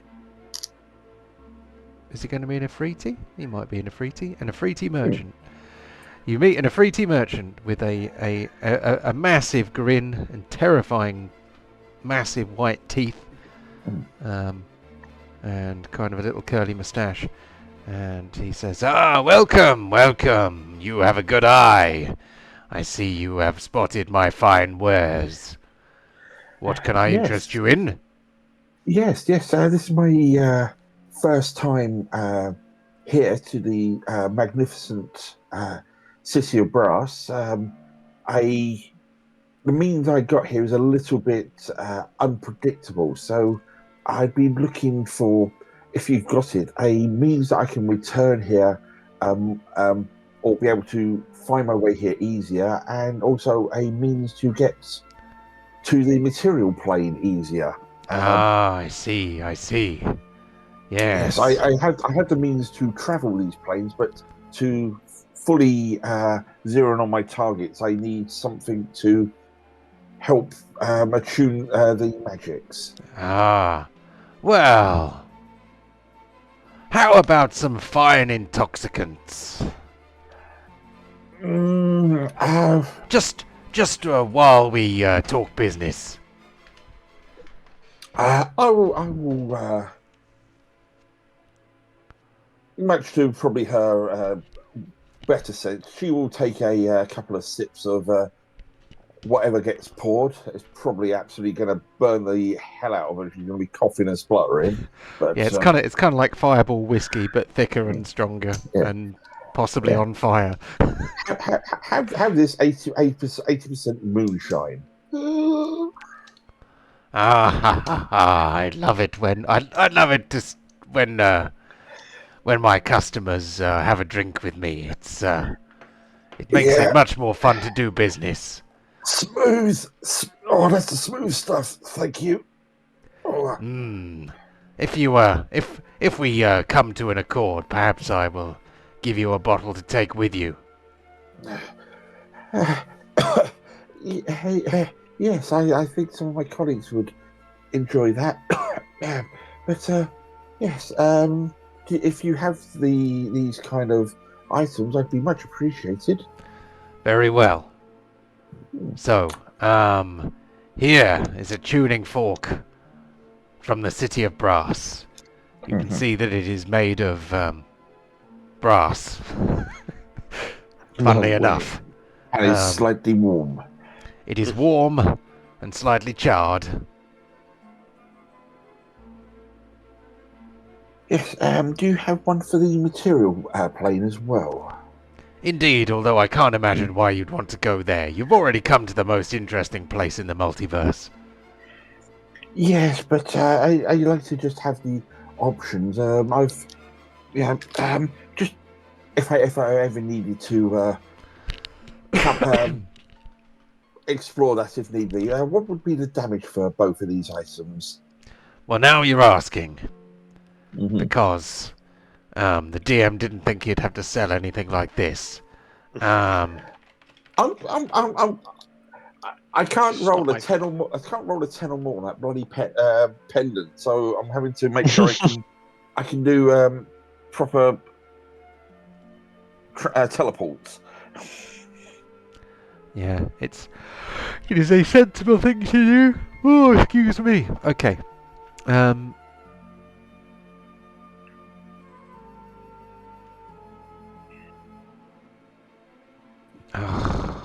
You know, I have no idea. To give you a clue, the components: a fork of metal rod worth at least 250 attuned to a particular plane. So Okay, that sounds like a good place to start.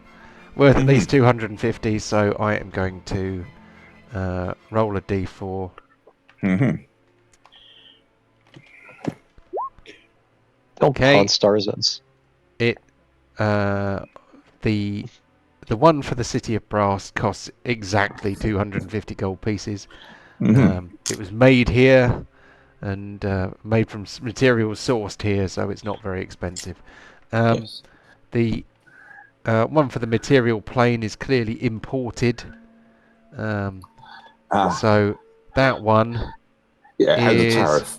That one has a tariff on it, basically. Yep. So that is 150 gold pieces more than 250. So that is 400 gold pieces. A little more expensive, harder to come by here. Yes. You turning into Wado? Hmm? Was the voice turning into Wado? Is more expensive, Jedi. Oh, I wasn't thinking of that, but you know, it could be. Yeah, I don't think, especially in front of a great big Afriti like that, she's going to chance her arm first time here. So she's just going to fork over the 650. Thank you. A pleasure doing business with you. So more intoxicants for you. How much for the slave boy? Thank you. Would you like to stay here and enjoy my hospitality for a while longer? He kind of wiggles his eyebrows at you somewhat suggestively. Well, I believe from what I've heard, I'd better get back to the rest of my colleagues before it gets to the curfew. Otherwise, Oh, you can remain here for the curfew if you wish. My harem has a vacancy, and I'm always on the lookout for exotic females from other planes. well, I thank you very much for your kind offer, but for now, I'd graciously like to decline and rejoin my colleagues. Very well. Let me know if you change your mind. Yes, very good, very good. I know where this store is now, and she's going to hurriedly make her excuse and get the hell out of there. And You just gave up the sugar baby life. Being in a Ifriti harem's probably like the easiest way to get rich. like she's just spent like the last 150 years or so on an island studying to fight a foe that eventually never turned up. She wants to explore this universe now. Yep, getting married's going to kind of get in the way of that a little bit. Yeah, and so yeah, I'll head back to the inn that Kalrook recommended with those extra components. So at least I've got that covered. If we need to, I can plane shift this accurately. Cool. Oh, give us a Constitution save. Oh, I don't want to. Mhm. Come on. There we go. Not bad. Yep, you only stagger a little bit. Yeah. Yeah, I'm used to my more delicate wines. That's yeah. Yep, you are quite drunk. When you turn up to the others, your eyes are kind of all glassy, and you look a bit wobbly and a bit spaced. I've got them. Look, I've got them. Right, where are we going? And right You're now, no. boiling, girl. You okay?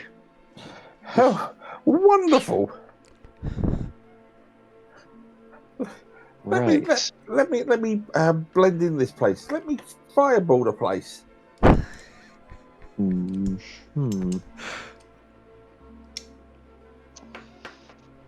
Or if you want cooling down, I can do that as well. Not sure which of the two would be more offensive to the people. Yeah. But yeah, I can now get us to places if we need to.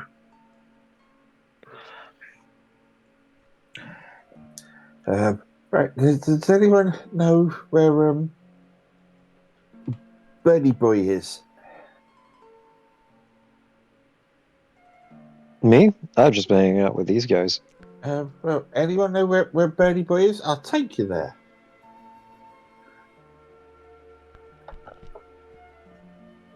Ah, Birdie Bernie Boy, as Boy? in Char. Okay. I thought you said Birdie Boy. I thought you said Birdie Boy as well. Burn. Birdie Boy. There's a lot of them around here. Your friend. Not my friend anymore.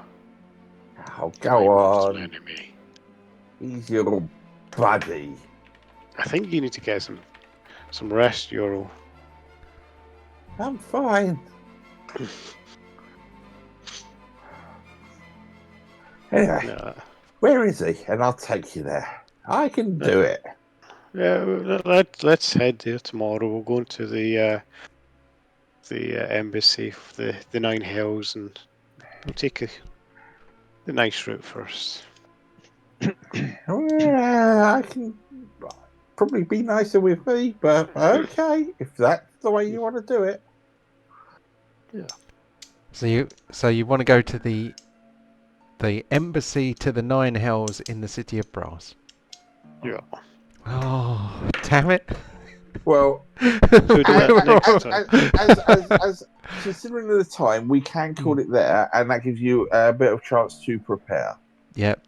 So we didn't have a session for a few weeks, and I did prep for this session.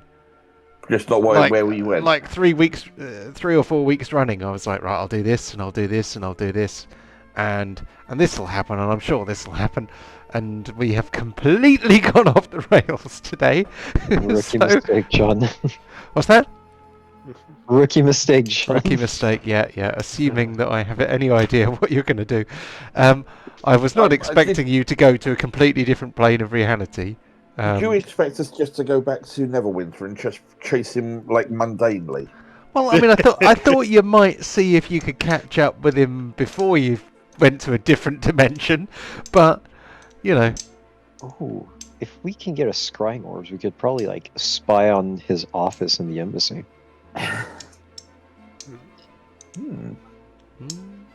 But But anyway, it will be a bit early to finish now, but Well, I don't know. I'm not really ready for Hmm. for a visit to the embassy to the Nine Hells. So, which I think, nah. To be honest, it's 11:15 now, so I think it's relatively reasonable time. Yeah. Quite okay. tired. Well, if no one's going to be cross with me, I will. We can attempt to do some awards. I'm not sure how relevant a lot of them will be. We might have to go a bit be a bit obscure with our awarding. Or like we can just call it there and just go through because well, yeah, I agree. A lot of the awards are more for combat and things. Well, do we want to have a very quick look at them, or do you want to? Can do. Maybe we can come up with an excuse to award some of them. Tactical Genius! Has anyone been a Tactical Genius today?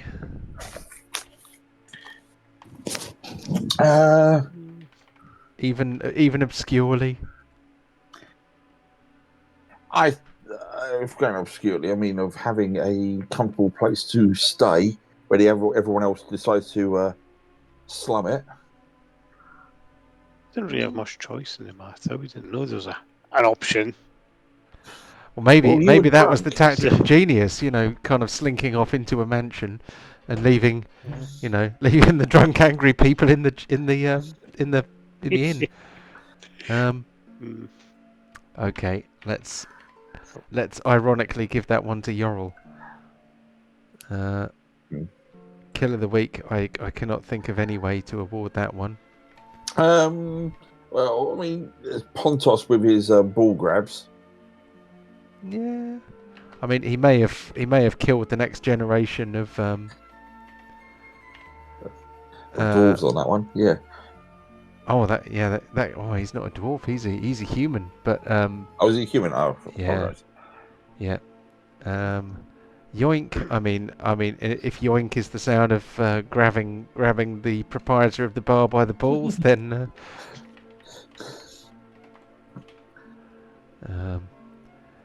Kill from the Brave is very weird and very difficult to award, even at the best of times.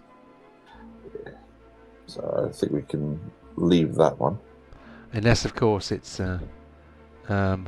somebody rising from the grave to kill your business ventures. Damage dealer. I mean, you definitely took some emotional damage. Yeah. We'll give that one to Char. Yeah, we almost went to Carrick with his kill frenzy. Yeah, that could have been fun. Any best supporting role?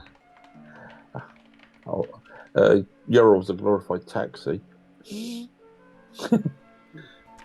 Or it could ironically be Kellark, who didn't have very much input. I mean, I'm following these guys across planes for like a fucking for a revenge quest against a guy you've never met. Yeah, I don't know this asshole. Like, I'm just here for the ride now. Like, I just need to pay back the scythe before I can feel good enough about like objecting to plans. What about best supporting role? The goat. Yep. Stan the goat. As I said, within 12 hours of him joining the party, he's suddenly wandering around the city of Brass. Yeah, I'd forgotten you took a goat there with you. Well, you put him in the audience chamber. I did, but I forgot he was there. We could have had lots of fun with that. I was going to say a goat probably wouldn't have a very happy or long life in the city of Brass. Or find out he's actually one of those screaming, fainting goats. Yeah, falling over sideways onto the barbecue grill. The Baldric Award. Did anyone have a cunning plan today? Carrick? I think his plan is very cunning. Yeah, I want to find him and stab him. yeah. I think it doesn't get much more cunning than that, really. Hmm. And Carrick as well, I'd say, for this. Oh, he's so mean, Kararuk. Though he wanted to, he was threatening to murder everybody. Yeah, and I didn't. I was being quite reserved with it. You know. Yeah, I mean, he didn't actually murder anyone, so that's points for that. Again, I'd possibly put Pontos down for this one with what he was doing in the bar. Really, he's nicking people's goats and free rounds and all this kind of stuff. It's like, whose side are you actually on? Yeah, there was a bit of dark side Pontos and Kararuk today, wasn't there? I was going to do a negative colour palette version of Kararuk after you suggested it the other day, and I forgot. I'm gonna have to do that. I'm gonna add that to my to-do list. Right, Carrick and Pontos are robbing patrons, threatening people, nicking goats. Char got abandoned by his friends, lawfully took what he could have, and who's the villain? Oh, I know, lovely right? taking it. I He's know, taking too right? Whoever much. survives to tell the story at the end, I guess. Yeah, history is written by the victors, as they say. Oh well, at the moment, Char's winning then. Mm. To the victor go the spoils, and he's got all the spoils. Pincushion award. I'm not sure if I can think of the one for this time. Hmm. No. Well, I guess we leave it there with the. But Yeah. that starts explaining the devil side of this particular arc. Now, the angels, I'm curious where that might lead to, and where in the Nine Hells John may have actually have to read up and prepare for us. Because Avernus is one thing, this is a totally different thing. And God knows, if you start going any deeper than that, we're in real shit. Yeah, it's. I wasn't expecting you to go there yet. So, but at the moment, I need to prep the embassy because you're going to go to the embassy. Yeah. Well, we're getting a bit of a taste of some things, things to come, but things that I was not expecting to do at this stage. However, it's all good. It is nice to be thrown a curveball once in a while. Yeah, hopefully catch at least 3 of you next week for more shenanigans with the Order of Nine Angels. Yeah, have a great week, everyone, and I will see you all then. No worries, mate. No worries. Thanks very much. Have a good night, Cheers. folks. Yep. Cheers. Bye. See you guys.